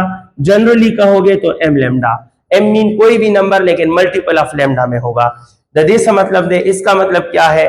तो इसका मतलब यह है कि अगर मैं कहूं कि ये एक मीडियम है, एक जगह है, एक पोर्शन है, और मैं एक वेव यहां से भेज रहा हूं, यहां से वेव नंबर 1 आया इस मीडियम में, दूसरा वेव यहां से भेज रहा हूं, और यहां से इस मीडियम में वेव नंबर 2 आया, तो ये दोनों वेव्स इधर कंस्ट्रक्टिव इंटरफेरेंस करेंगे। ये कंस्ट्रक्टिव इंटरफेरेंस करेंगे, मैक्सिमम रिजल्टेंट देंगे, क्रस्ट से क्रस्ट मिलाएंगे, ट्रफ से ट्रफ मिलाएंगे। शर्त है कि इन दोनों का ये रास्तों में फर्क है। देखो ये पाथ 1 है और ये पाथ 2 है, तो पाथ 1 और पाथ 2 में जो फर्क है उस फर्क को पाथ डिफरेंस बोलते हैं। अगर ये फर्क m लैम्डा में हो, यानी मल्टीपल ऑफ लैम्डा में हो, तो कंस्ट्रक्टिव इंटरफेरेंस होगा। और अगर ये फर्क इन दोनों रास्तों में इस m lambda multiple of lambda में ना हो, तो वहां कंस्ट्रक्टिव इंटरफेरेंस नहीं होगा। हमारा अगला पॉइंट है सुपरपोजिशन ऑफ वेव्स का अगला पॉइंट डियर स्टूडेंट्स, और ये पॉइंट क्या है मैं इस पे बात करने वाला हूं। हमारा अगला पॉइंट है पॉइंट नंबर 4। कौन सा सुपरपोजिशन डिस्ट्रक्टिव इंटरफेरेंस होगा? कौन सा सुपरपोजिशन डिस्ट्रक्टिव इंटरफेरेंस होगा? तो जनाब वो सुपरपोजिशन डिस्ट्रक्टिव इंटरफेरेंस होगा जिसमें फेज डिफरेंस 180 डिग्री होगा। फेज डिफरेंस मीन हालतों में फर्क, यानी जो दो वेव्स आपस में कंबाइन होते हैं वो बिल्कुल अपोजिट होंगे एक दूसरे के, और अपोजिट होने का मतलब है कि क्रस्ट से ट्रफ मिलेगा एंड ट्रफ से क्रस्ट मिलेगा, और ये एक दूसरे को क्या करते हैं, कैंसल करने से रिजल्टेंट वेव मिनिमम होगा, मैक्सिमम नहीं बल्कि मिनिमम। 0 भी हो सकता है, 0 नहीं भी हो सकता। अगर दोनों वेव्स का एम्पलीट्यूड सेम हो तो 0 कैंसिल कर जाएंगे, लेकिन अगर एम्पलीट्यूड छोटा बड़ा हो तो ज्यादातर कैंसिलेशन हो जाएगा, थोड़ा सा मिनिमम रिजल्टेंट रह जाएगा। उम्मीद है समझ गए हैं। अच्छा जनाब, इसमें क्या होगा, ये कब होगा, इसकी शर्त ये है अगर दोनों वेव्स के रास्तों में जो फर्क है पार्ट डिफरेंस, याद रखना पार्ट डिफरेंस जो हो वो या लैम्डा बाई 2 का 1 हो, या लैम्डा बाई 2 का 3 हो, या लैम्डा बाई 2 का 5 हो। शॉर्टकट कहूं तो वो आर्ड ऑफ लैम्डा बाई 2 हो, यानी लैम्डा बाई 2 के सामने आर्ड हो, इतना पार्ट डिफरेंस हो जो wavelength divide by 2 multiply by odd के वैल्यू से वाबस्ता हो, तो फिर डिस्ट्रक्टिव इंटरफेरेंस होगा। अगर मैं आपसे एक क्वेश्चन करूं और मैं भूल गया कि जनाब हमारा क्वेश्चन कौन सा था, 16 था मेरे ख्याल में हो गया था, और मैं क्वेश्चन नंबर 17 आपके साथ शेयर कर रहा हूं। वीडियो का क्वेश्चन नंबर 17 इनसे रिलेटेड है। अगर मैं कहूं to waves of wavelength 10 meter covered 50 meter and 80 meter to superimpose, they will interfere option A constructively, destructively, और option C neither constructively nor destructively, और option D none of these. तो जनाब पता कैसे लगाओगे कंडीशन से? आप पहले ये देखो कि पाथ कितने हैं। तो पाथ जो है एक 80 है और एक 50 है। तो मुझसे कहे sir path difference is equal to 80 minus 50, 30 metre. अब 30 देखो किस तरह लिख सकते हो? क्या आप लिख सकते हो 30 को 3 मल्टीप्लाई बाय 10 मीटर? आप कहें हाँ सर लिख सकते हैं। तो 3 की जगह 3 और 10 मीटर देखो क्या है, 10 मीटर इज वेवलेंथ, तो 3 लैम्डा। तो मतलब पार्ट डिफरेंस लैम्डा के मल्टीपल में आया है, लैम्डा बाय 2 का ऑड नहीं आया। Path difference is not lambda by 2 multiply by odd, बल्कि it is the multiple of lambda. Multiple of lambda कोई भी हो, it is constructive, so the waves will interfere constructively dear students. अगला point आपको बता रहा हूं, and I am discussing the superposition of waves. इसी तरह अगर path difference odd multiple of lambda by 2 में आता तो मैं डिस्ट्रक्टिव ले लेता। हमारा पॉइंट नंबर 5, ये सुपरपोजिशन में बीट्स क्या है, कौन सा सुपरपोजिशन बीट्स कहलाएगा, इसके शराइत या रिजल्ट या जवाबित क्या है। पिछले 6 साल से बीट्स से क्वेश्चन नहीं आया, लेकिन नहीं आएगा ये गारंटी नहीं है। क्यों नहीं है जनाब? क्योंकि beats is a type of superposition, और सुपरपोजिशन का इतना बड़ा नाम सिलेबस में लिखा है, तो आ भी सकता है आ जाए, तो आप एतराज नहीं कर सकते। अब बीट्स क्या है जनाब? ये भी एक सुपरपोजिशन रिजल्ट है, लेकिन बीट्स में क्या होता है? बीट्स उस सुपरपोजिशन को बोलते हैं जिनमें फ्रीक्वेंसी ऑफ वेव्स आपस में बराबर ना हो। इसमें वेवलेंथ ऑफ वेव्स आपस में, यानी जो वेव्स आपस में सुपरपोजिशन करते हैं उनके वेवलेंथ में और उनके फ्रीक्वेंसी में फर्क होता है, यानी उनके साइज में फर्क होता है। फ्रीक्वेंसी और वेवलेंथ में फर्क का मतलब है कि उन वेव्स के साइज यानी length of crust and trough में फर्क होता है। इसमें क्या होता है? इसमें कभी रिजल्टेंट मैक्सिमम बन जाता है और कभी रिजल्टेंट जो है वो मिनिमम बन जाता है। और इसके अलावा क्या है जनाब? तो याद रखना इसमें होती है beats frequency. Beats frequency FB से डिनोट होती है, और बीट्स फ्रीक्वेंसी का मतलब है एक सेकेंड में बीट्स की तादाद, एक सेकेंड में बीट्स की, the number of beats in 1 second. और ये किसके बराबर होता है? तो इट इज ज्यादा फ्रीक्वेंसी माइनस कम फ्रीक्वेंसी। ज्यादा फ्रीक्वेंसी से कम फ्रीक्वेंसी माइनस करो। अब इधर से क्वेश्चन अटैच कर रहा हूं, लेकिन इसी में होता है beats time period. Beats time period क्या होता है? Beats time period is denoted by TB, और इसका मतलब होता है एक बीट का टाइम, और ये बीट्स फ्रीक्वेंसी का रेसिप्रोकल होता है। तो ये 1 ओवर ज्यादा फ्रीक्वेंसी माइनस कम। अक्सर बच्चे, अक्सर स्टूडेंट F1 माइनस F2 या F2 माइनस F1 लिख लेते हैं, गलत हो जाते हैं। तो बस मैं आसान कर लेता हूं, जो ज्यादा हो वो पहले लिखो, जो कम हो वो बाद में, क्योंकि जो दो वेव्स सुपर इंपोज होंगे उनकी फ्रीक्वेंसी बराबर नहीं होगी।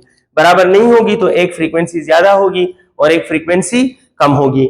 यहां से वाबस्ता क्वेश्चन नंबर 18, मैं क्वेश्चन नंबर 18 समझाता हूं। Let me consider dear students, it is a tuning fork having frequency 500 hertz, and it is another tuning fork having frequency 505 hertz. तो अगर मैं आपसे कहूं how many beats will be generated, इनको देखकर ये बता दें कि how many beats will be generated in 3 seconds. तो ऑप्शन ए 5, 10, 15 और 20। तो जनाब आला, जब number of beats in any time मालूम करना हो तो 1 सेकेंड में बीट्स मालूम करें। और मैंने आपसे कहा है कि 1 सेकेंड में बीट्स की तादाद डिफरेंस इन फ्रीक्वेंसी है। तो यहां डिफरेंस इन फ्रीक्वेंसी क्या है? तो difference in frequency is 505 minus 500, तो 5 है, यानी 1 सेकेंड में 5 बीट्स, तो 2 सेकेंड में 10 बीट्स और 3 सेकेंड में 3 सेकेंड में 15 बीट्स। करेक्ट ऑप्शन होगा 15 होगा।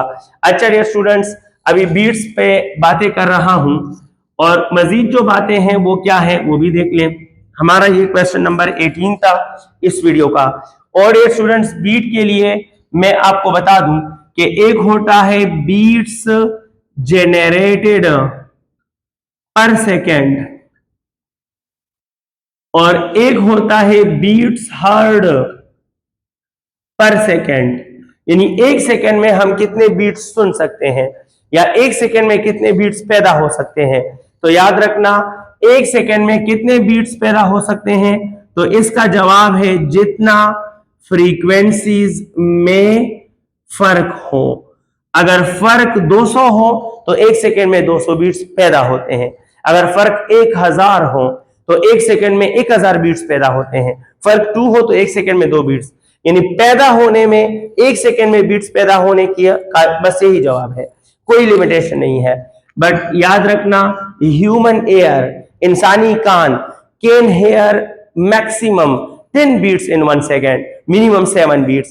कम से कम हम एक सेकेंड में 7 बीट्स पैदा हो तो सुन सकते हैं, और एक सेकेंड में 10 बीट्स पैदा हो तो भी कुछ ना कुछ लोग सुन लेते हैं, क्योंकि रेंज है। यानी बाज लोगों को 10 मीटर तक नजर आता है, बाज को 20 मीटर तक भी नजर आ जाता है। तो ह्यूमन पावर जो है उसमें थोड़ा बहुत उतार चढ़ाव होता है। तो बाज बुक्स ने 7 लिखा है, बाज बुक ने 10। तो याद रखना मैक्सिमम वैल्यू इसकी 7 से लेकर 10 तक काउंट होती है।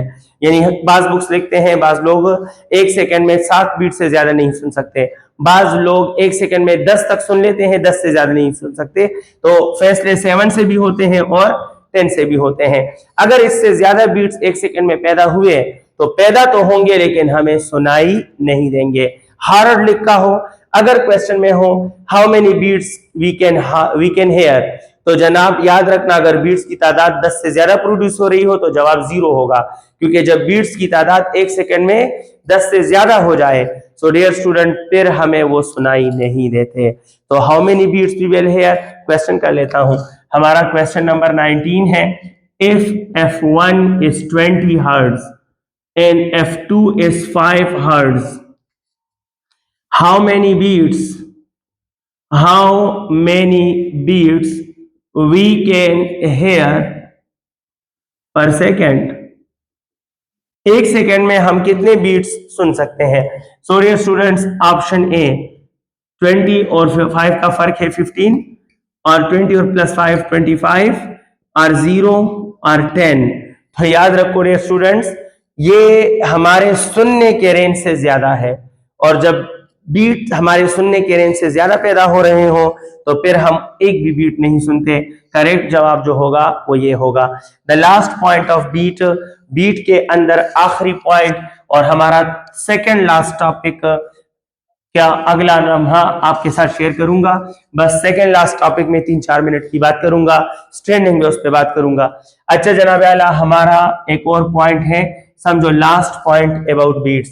The last point of beats ये है कि अगर ये ट्यूनिंग फोर्क है और इस ट्यूनिंग फोर्क के किसी प्रॉन्ग पर हम वैक्स लगा दें, वैक्स कहो या लोड कहो, वैक्सिंग या लोड, तो याद रखना वैक्सिंग या लोड से फ्रीक्वेंसी क्या हो जाती है, कम हो जाती है। फ्रीक्वेंसी इससे कम हो जाती है। अब बीट्स की तादाद पे क्या असर पड़ेगा तो मैं आपको समझाना चाहता हूं। अगर ये ट्यूनिंग फोर्क एक है और ये ट्यूनिंग फोर्क दूसरा है, अगर ये ट्यूनिंग फोर्क एक है, ये ट्यूनिंग फोर्क दूसरा है, कोशिश करो समझिए, डायग्राम आपके लिए बहुत सी उलझने आसान कर देगा। मुझे आपकी उलझनों का क्या पता, मेरा मोबाइल आपकी उलझनों से भरा है। आए रोज अल्हम्दुलिल्लाह हंड्रेड्स ऑफ स्टूडेंट्स मुझे एमसीक्यू सेंड करते हैं, तो मुझे पता चल गया कि what is the week zone of my students. तो स्टूडेंट्स ने ये बीट्स की तादाद वैक्सिंग से या लोडिंग से ज्यादा कब होती है, कम कब होती है, फैसला आपको इतना आसान इस डायग्राम में समझाता हूं, फॉलो करें। सो डियर स्टूडेंट्स फर्ज करो इसकी फ्रीक्वेंसी 500 है और इसकी फ्रीक्वेंसी 505 है, इसकी फ्रीक्वेंसी 500 और 505, यानी ये ज्यादा और ये कम। अब बताओ बीट्स कितने पैदा होंगे, एक सेकंड में बीट्स बता दो। तो आप कहें सर जितना फ्रीक्वेंसी में फर्क होगा, यानी यहां पर बीट्स मोहतरम पैदा होंगे, मैं सिर्फ बी लिख रहा हूं कि यहां बीट्स पैदा होंगे 5 और यहां भी बीट्स पैदा होंगे 5, यानी हमने किसी ट्यूनिंग फोर्क का लोडिंग नहीं किया तो बीट्स 5 पैदा हो रहे हैं, बीट्स 5 पैदा हो रहे हैं। अब क्या करूं जनाब आला, अब मैं जो कम फ्रीक्वेंसी है इसको लोड कर रहा हूं। अब मैंने इसको लोड किया, लोड करने से ये फ्रीक्वेंसी कम हो जाएगी, और जब ये कम हो जाएगा, कोई वैल्यू बता दो, बस 500 से कम बता दो, 490 हो गया। तो अब बताओ 490 और 505 का फर्क ज्यादा है या कम है? कहें सर फर्क तो ज्यादा हो गया, पहले 500 और 505 का फर्क 5 था तो बीट पर सेकंड 5 थे, अब 490 है, तो अब इनमें फर्क 15 हो गया और फर्क के बराबर बीट्स पैदा होते हैं। तो आपने क्या सीखा? आपने सीखा कि अगर हम लो फ्रीक्वेंसी को लोड करेंगे, लो फ्रीक्वेंसी को वैक्सिंग करेंगे, तो इससे बीट्स की तादाद पर सेकंड बढ़ जाते हैं, इससे बीट्स ज्यादा हो जाए। रिवाइंड करें, फिर से सुने और देख लें। अच्छा, मैं 500 को लोड नहीं कर रहा, मैं इसको लोड कर रहा हूं, और जब मैं इसको लोड करूंगा, सो माय डियर स्टूडेंट्स, ये कम होने लगेगा, और जब ये कम होने लगेगा, तो जब ये कम होगा तो फर्ज करो ये 503 पे आ गिरा। जब ये 503 पे आ गिरा तो पहले फर्क 5 था, बीट्स 5, अब 500 और 503 में फर्क 3 है, तो बीट्स 5 से 3 पे आ जाएंगे। मतलब ये है कि अगर हम हाई फ्रीक्वेंसी को लोड करेंगे तो नंबर ऑफ बीट्स पर सेकंड डिक्रीज होंगे, और अगर हम लो फ्रीक्वेंसी को लोड करेंगे तो नंबर ऑफ बीट्स पर सेकंड इंक्रीज होंगे। ये बात बहुत इंपॉर्टेंट थी, बहुत अच्छे क्वेश्चन पास पेपर में हैं, लेकिन 2019 से पहले, 2019 से पहले जो ईटा के पेपर थे, जब ईटा लेता था टेस्ट इंजीनियरिंग और मेडिकल कॉलेजेस का, तो ईटा पास पेपर में इस आइडिया के लोडिंग के काफी अच्छे एमसीक्यूज हैं बीट्स में। 2019 के बाद बीट से कोई खास पार्टिकुलर क्वेश्चन नहीं आया। अच्छा डियर स्टूडेंट्स, सुपरपोजिशन का लास्ट पॉइंट, सुपरपोजिशन का लास्ट पॉइंट आपके साथ शेयर कर रहा हूं, और वो लास्ट पॉइंट क्या है डियर स्टूडेंट्स? वो लास्ट पॉइंट है हमारे, आपके लिए ये भी बहुत इंपॉर्टेंट है, और इससे भी जनाब काफी एमसीक्यूज पास पेपर से आए हैं, वाबस्ता हैं, हम शेयर करते हैं। याद रखना, एक होता है फेज डिफरेंस और एक होता है पाथ डिफरेंस। फेज डिफरेंस और पाथ डिफरेंस, इनमें एक रिलेशन है, और वो रिलेशन से अच्छे खासे क्वेश्चंस आते हैं। कैसे आते हैं तो मैं आपको समझाऊंगा, तो देख लीजिएगा। Phase difference and path difference, याद रखो, अगर फेज डिफरेंस 360 डिग्री का हो तो पाथ डिफरेंस 1 लैम्डा होता है। बस ये रिलेशन याद रखो, हर क्वेश्चन डील कर पाओगे। अगर फेज डिफरेंस 360 का तो पाथ डिफरेंस 1 लैम्डा का। अगर ये हाफ कर दो, 180 का कर दो, तो ये भी हाफ हो जाएगा लैम्डा बाई 2। अगर ये हाफ कर दो 90 डिग्री का, तो ये फिर हाफ हो जाएगा लैम्डा बाई 4। अब इससे कैसे क्वेश्चन आते हैं तो देख लो, चेक करो। मैं आपसे शेयर कर रहा हूं हमारा हेर सुराना क्वेश्चन 18 था, 19 था, 20 था, 19 ले लेता हूं। 18 मुझे याद है, अब ये याद नहीं कि 19 शेयर किया या नहीं किया। अगर एक ज्यादा हो गया तो बस आप अपने साथ ज्यादा नोट करें। क्वेश्चन नंबर 19 क्वेश्चन इस वीडियो का, अगर मैं कहूं that 2 points on a wave are 3 lambda by 2 apart, यानी उसमें पाथ डिफरेंस 3 लैम्डा बाई 2 है, what is their phase difference? तो इनका फेज डिफरेंस क्या होना चाहिए? इनका फेज डिफरेंस क्या होना चाहिए डियर स्टूडेंट्स? तो मैं ऑप्शंस लिख रहा हूं। इनका फेज डिफरेंस होगा पाई, 2 पाई, 3 पाई और नन ऑफ दीज। तो सॉल्व करते हैं। देखो इतना आसान है। आप कहोगे सर जहां लैम्डा बाई 2 हो तो वहां फेज डिफरेंस 180 और 180 इज पाई, 180 पाई होता है, तो आपको तो पता है। इट मीन लैम्डा बाई 2 के लिए पाई है। अब जो राइट पे करो वो लेफ्ट पे करोगे, ये तो वाजिब है आप पर, लेकिन यहां पार्ट डिफरेंस में लैम्डा बाई 2 के आगे क्या है? 3।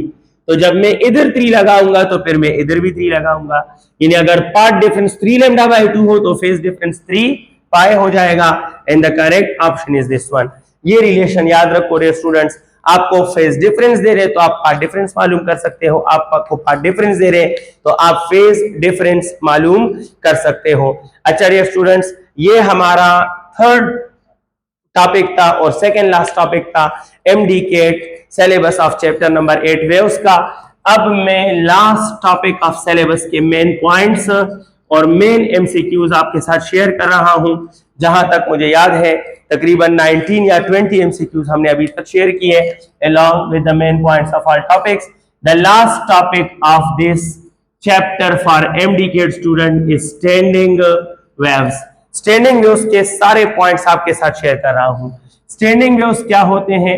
वो वेव्स जो in the form of loops होते हैं, जो लूप्स की शक्ल में होते हैं। लूप्स मीन जो इस शक्ल में होते हैं, they are called standing waves. Standing waves are also called the resonance of waves. इसे रेजोनेंस ऑफ वेव्स भी बोलते हैं। Standing waves are also called the resonance of waves. यानी अगर एक लूप बनेगा तो फर्स्ट रेजोनेंस, दो लूप होंगे तो सेकंड रेजोनेंस, तीन लूप होंगे तो थर्ड रेजोनेंस। यानी केस आगे बढ़ेगा तो हम first case of standing wave is first resonance, second case of standing wave is second resonance, the third case of standing wave is third resonance, and so on and so on and so on and so on. अच्छा dear students, इसमें क्या होता है? जो top of loop होता है, जो top of loop होता है वो एंटी नोड, यानी ये एंटी नोड कहलाता है, और जो एंड ऑफ लूप होता है उसे नोड बोलते हैं। तो नोड, ये नोड और ये एंटी नोड। नोड और एंटी नोड से वाबस्ता बातें फिलहाल मैं पॉइंट्स आपके साथ शेयर कर रहा हूं। ये याद रखना कि हर एंटी नोड से एंटी नोड तक फासला λ/2 होता है। हर नोड से नोड तक फासला भी λ/2 होता है, लेकिन नोड और एंटी नोड के दरमियान फासला λ/4 होता है। ये λ/4 होता है। अच्छा, नेक्स्ट पॉइंट ये है कि स्टैंडिंग वेव्स को स्टेशनरी वेव्स भी बोलते हैं, रेजोनेंस भी बोलते हैं। नेक्स्ट पॉइंट ये है कि standing waves only oscillate energy. ये एनर्जी को ट्रांसफर नहीं करते, बल्कि ये एनर्जी को एक जगह से दूसरी जगह ट्रांसफर करते हैं। Next point of standing waves क्या है? Next point of standing waves ये है डियर स्टूडेंट्स कि स्टैंडिंग वेव्स में केसेस होते हैं। फर्स्ट केस से लेकर इसमें केसेस होते हैं एन की, इधर लिख देता हूं, हमारा ये पॉइंट ज्यादा जरूरी है।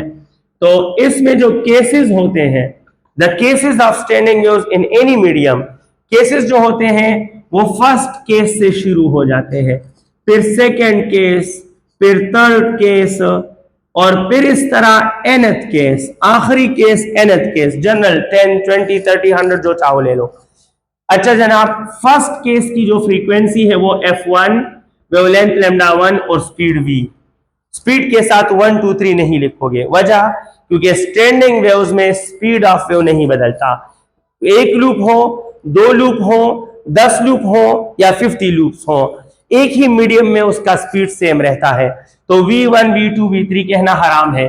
जब सेकेंड केस होगा तो फ्रीक्वेंसी f2, वेवलेंथ λ2 और स्पीड v रहेगा। जब थर्ड केस होगा तो फ्रीक्वेंसी f3, वेवलेंथ λ3 और स्पीड v रहेगा। इसी तरह nth केस होगा तो फ्रीक्वेंसी fn, वेवलेंथ λn और स्पीड v रहेगा। सो among all the cases of standing wave, the speed of standing waves remains same. अच्छा, ये क्या होगा? याद रखना, फर्स्ट केस से nth केस की तरफ आते हो तो frequency of standing wave increase होती है, लेकिन जब फर्स्ट केस से nth केस की तरफ आते हो तो वेवलेंथ ऑफ स्टैंडिंग वेव क्या होता है? डिक्रीज होता है। यानी अगर एक मीडियम में एक लूप बनेगा तो फ्रीक्वेंसी कम होगी, वेवलेंथ ज्यादा होगा। अगर उसमें दो लूप बनेंगे तो फ्रीक्वेंसी ज्यादा हो जाएगी और वेवलेंथ कम हो जाएगा।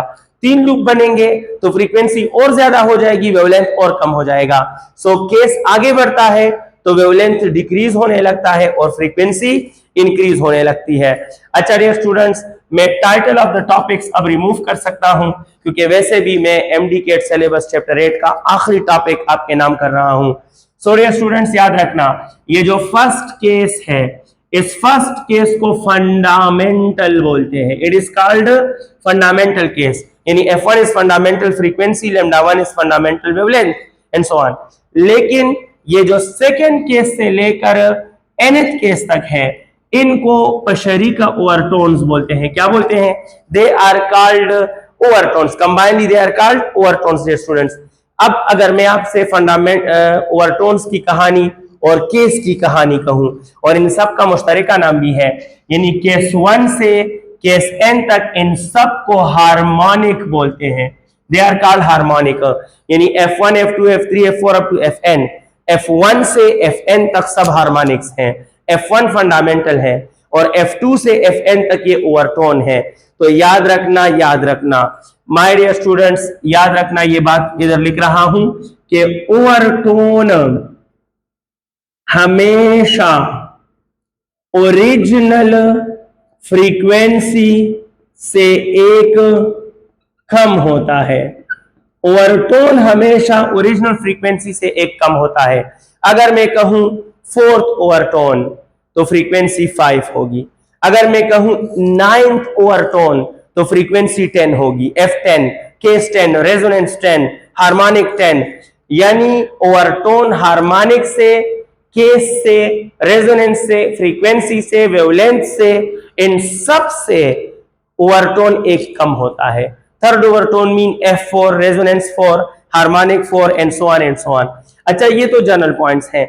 अब मैं आपको बताता हूं स्टैंडिंग वेव्स के बारे में और कहानियां सुनाता हूं, और वो क्या है जनाब, इसमें पॉइंट्स हैं शेयर कर रहा हूं। स्टैंडिंग वेव्स ये टॉपिक में अकेला भी ऑलरेडी अपलोड कर चुका हूं, यानी सिर्फ स्टैंडिंग वेव्स पर भी मेरा एक लेक्चर मौजूद है, उम्मीद है आपने देखा होगा। वो कुछ ज्यादा ही डिटेल में होगा इससे, मतलब उसमें एमसीक्यूज वगैरह ज्यादा होंगे।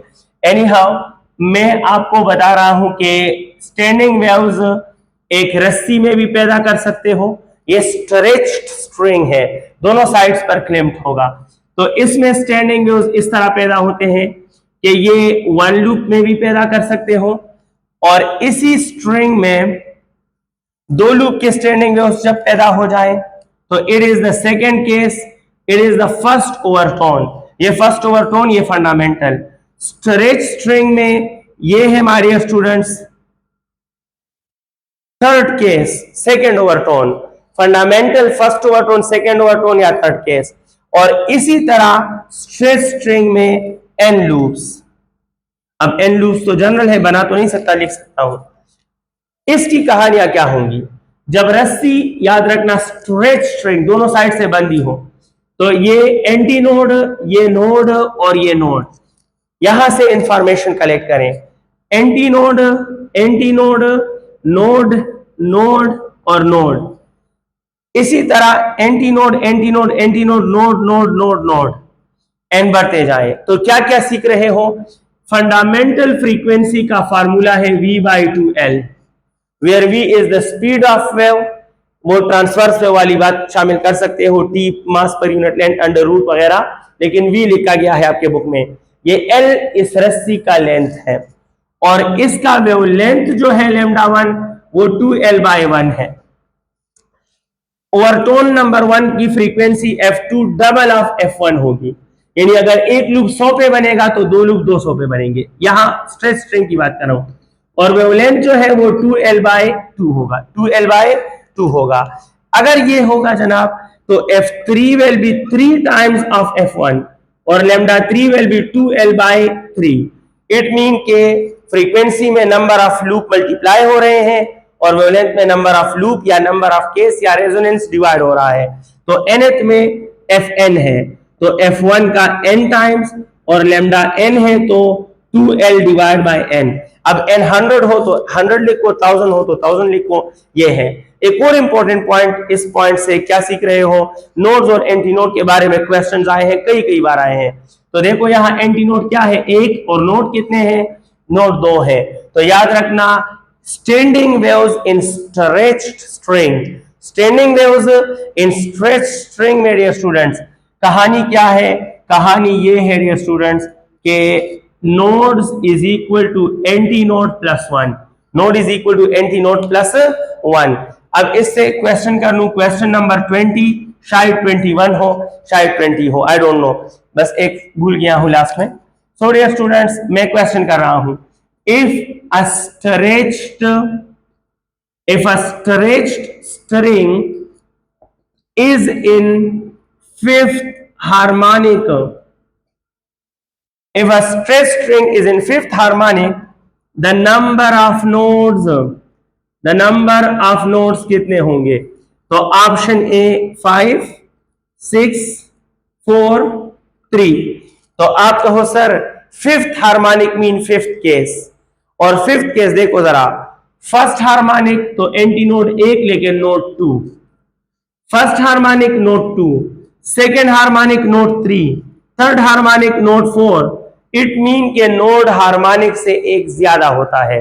तो अगर हार्मोनिक 5 है तो नोड 6 होंगे, और अगर मैं नोड की जगह एंटी नोड मांग लेता तो देखो फर्स्ट हार्मोनिक एक node, second harmonic 2 anti node, node नहीं एंटी नोड, और थर्ड हार्मोनिक 3 एंटी नोड। तो अगर मैं इधर एंटी नोड कहूं तो फिर जवाब 5 होगा।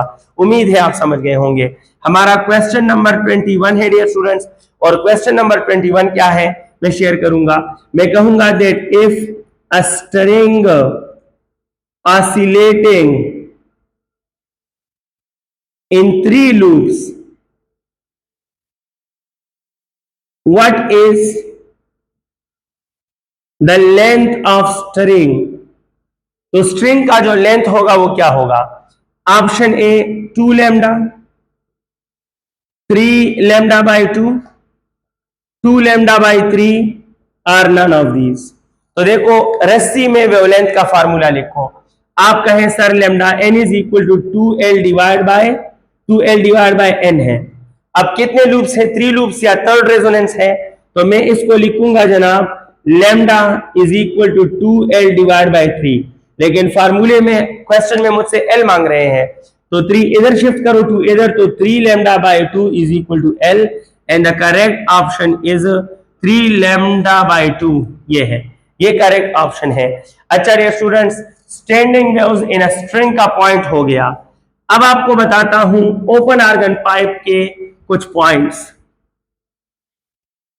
अगर आपने ओपन आर्गन पाइप लेना है, we are dealing standing waves, और उसमें पॉइंट है हमारा ओपन आर्गन पाइप। इसमें इंफॉर्मेशन या फार्मूले या नोड और एंटी नोड क्या होंगे? तो जनाब ओपन आर्गन पाइप वो होता है जिसके दोनों साइड ओपन होते हैं।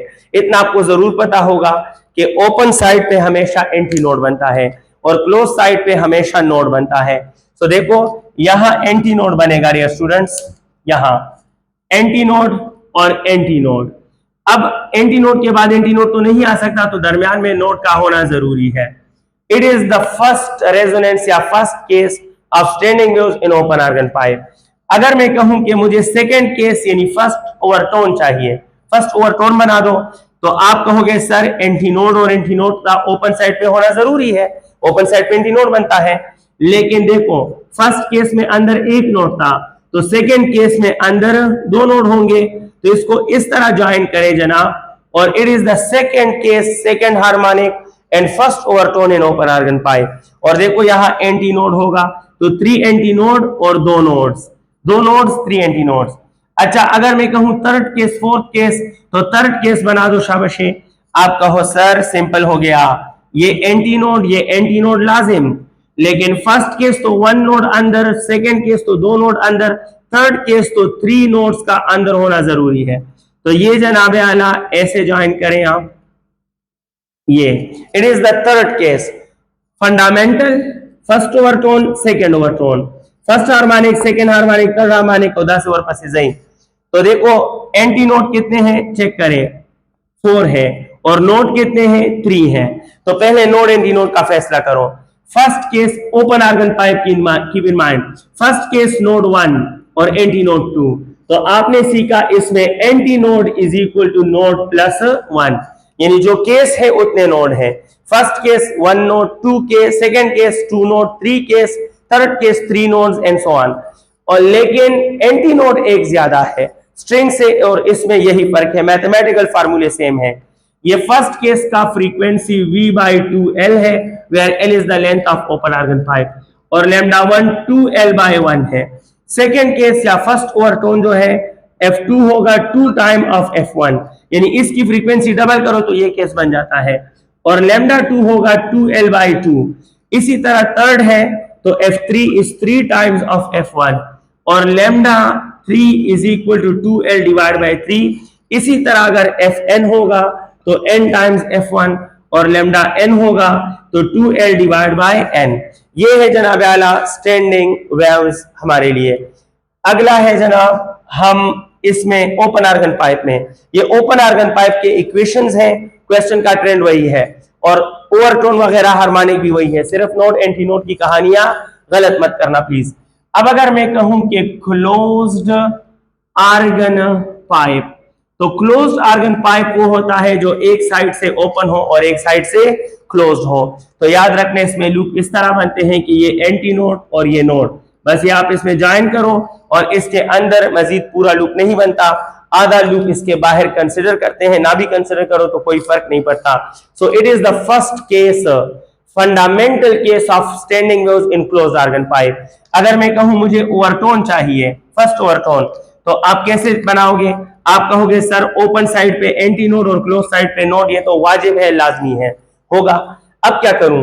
दोनों में फर्क तो करना है। अगर ये फर्स्ट केस है तो अंदर कोई नोड नहीं है, लेकिन ये सेकंड केस है तो अंदर एक नोड होना चाहिए। वन केस में जीरो नोड, तो टू केस में वन नोड, यानी एक केस बढ़ गया एक नोड, तो यहां एक नोड ले लो, तो इसको इस तरह ज्वाइन करो और नोड के बाद एंटी नोड जरूर होता है। तो ये first overtone of closed organ pipe है और ये फर्स्ट केस यानी fundamental of closed organ pipe है।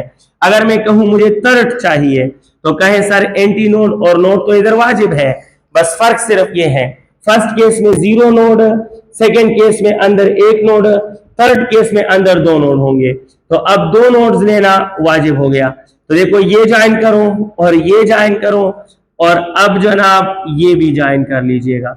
तो ये सेकंड ओवरटोन या थर्ड हार्मोनिक है क्लोज आर्गन पाइप में। अब नोड जरा गिन लो, तो एंटी नोड और नोड बराबर है या नहीं है? यानी क्लोज आर्गन पाइप में नोड और एंटी नोड बराबर। First case one node one anti node, पूरे जो टोटल बनते हैं, अंदर की बात नहीं कराऊं। तो अब बताओ सेकंड केस है तो दो एंटी नोड्स और दो नोड्स, थर्ड केस तो तीन नोड्स और तीन एंटी नोड्स। तो मतलब क्लोज आर्गन पाइप में नोड और एंटी नोड बराबर होते हैं। If I say that a close organ pipe is in seventh resonance, how many nodes will be there? तो seventh resonance means seven case और seven nodes होंगे, seven anti nodes होंगे। बाकी फार्मूले क्या है? तो फार्मूले थोड़े चेंज है इसके, F1V/2L के बजाय 4L है, where L is the length of closed argon pipe। फार्मूले ऑफ वेवलेंथ में λ1 2L के बजाय 4L/1 होगा। अच्छा, इसका F2 क्या होगा? तो इसमें इवन हराम है, क्लोज्ड आर्गन पाइप में इवन नहीं आता, ऑड आता है। तो जनाब ये 3 टाइम्स ऑफ F1 होता है, 2 टाइम नहीं होता। और वेवलेंथ भी इसमें भी सारे ऑड आते हैं, तो 4L/2 नहीं आता, 3 आता है। अब इसमें क्या होगा? तो F3, तो 3 के बाद 4 इवन है, नहीं होगा, 5 टाइम ऑफ F1 होगा। और λ3 जो है वो 4L/5 होगा। फार्मूले आपने याद रखने हैं और कोई इलाज नहीं है। इसका nth केस क्या होगा? तो Fn, तो ये होगा जनाब nth ऑड, और 8 का तरीकाकार है 2n + 1 times of F1, 2n + 1। अब n की जगह 1 पुट करो, 2n - 1 है, सॉरी मैंने गलत बोल किया, -1। अब n1 है तो 2 1s are 2 - 1 तो 1, और फिर n2 है तो 2 2s are 4 - 1 तो 3, इसमें r आते हैं। और इधर लिखोगे λn तो 4L/2n - 1। ये इसके जनरल फार्मूले हैं। n represents the number of loop, the number of case, the number of resonance वगैरह वगैरह। स्टैंडिंग वेव का टॉपिक अलहदा भी अपलोड कर चुका हूँ डियर स्टूडेंट्स, उसमें काफी अच्छे एमसीक्यूज हैं, बट ये वन शॉर्ट वीडियो बहुत से स्टूडेंट्स ने रिक्वेस्ट की थी, तो इसलिए मैंने न्यूक्लियर फिजिक्स की रिकॉर्डेड वीडियो पीछे कर दी और इसको आगे कर दिया। अल्लाह रब्बुल इज्जत ने चाहा तो बहुत जल्द इस वीडियो के बाद आपको न्यूक्लियर फिजिक्स का इसी तरह डिटेल एक वीडियो मिलेगा। और मुझे दुआओं में याद रखिएगा, अपना ख्याल रखिएगा, इससे फायदा उठाइएगा, दोस्तों के साथ शेयर कीजिएगा। अगर आप लोगों का भला करना चाहते हो, तो अगर आप समझते हो कि मुझसे आपको फायदा मिला, तो मेरी वीडियो को लोगों के साथ शेयर करें, रिकमेंड करें, आपसे उनको फायदा मिलेगा। Wish you all the best, I will be there with you.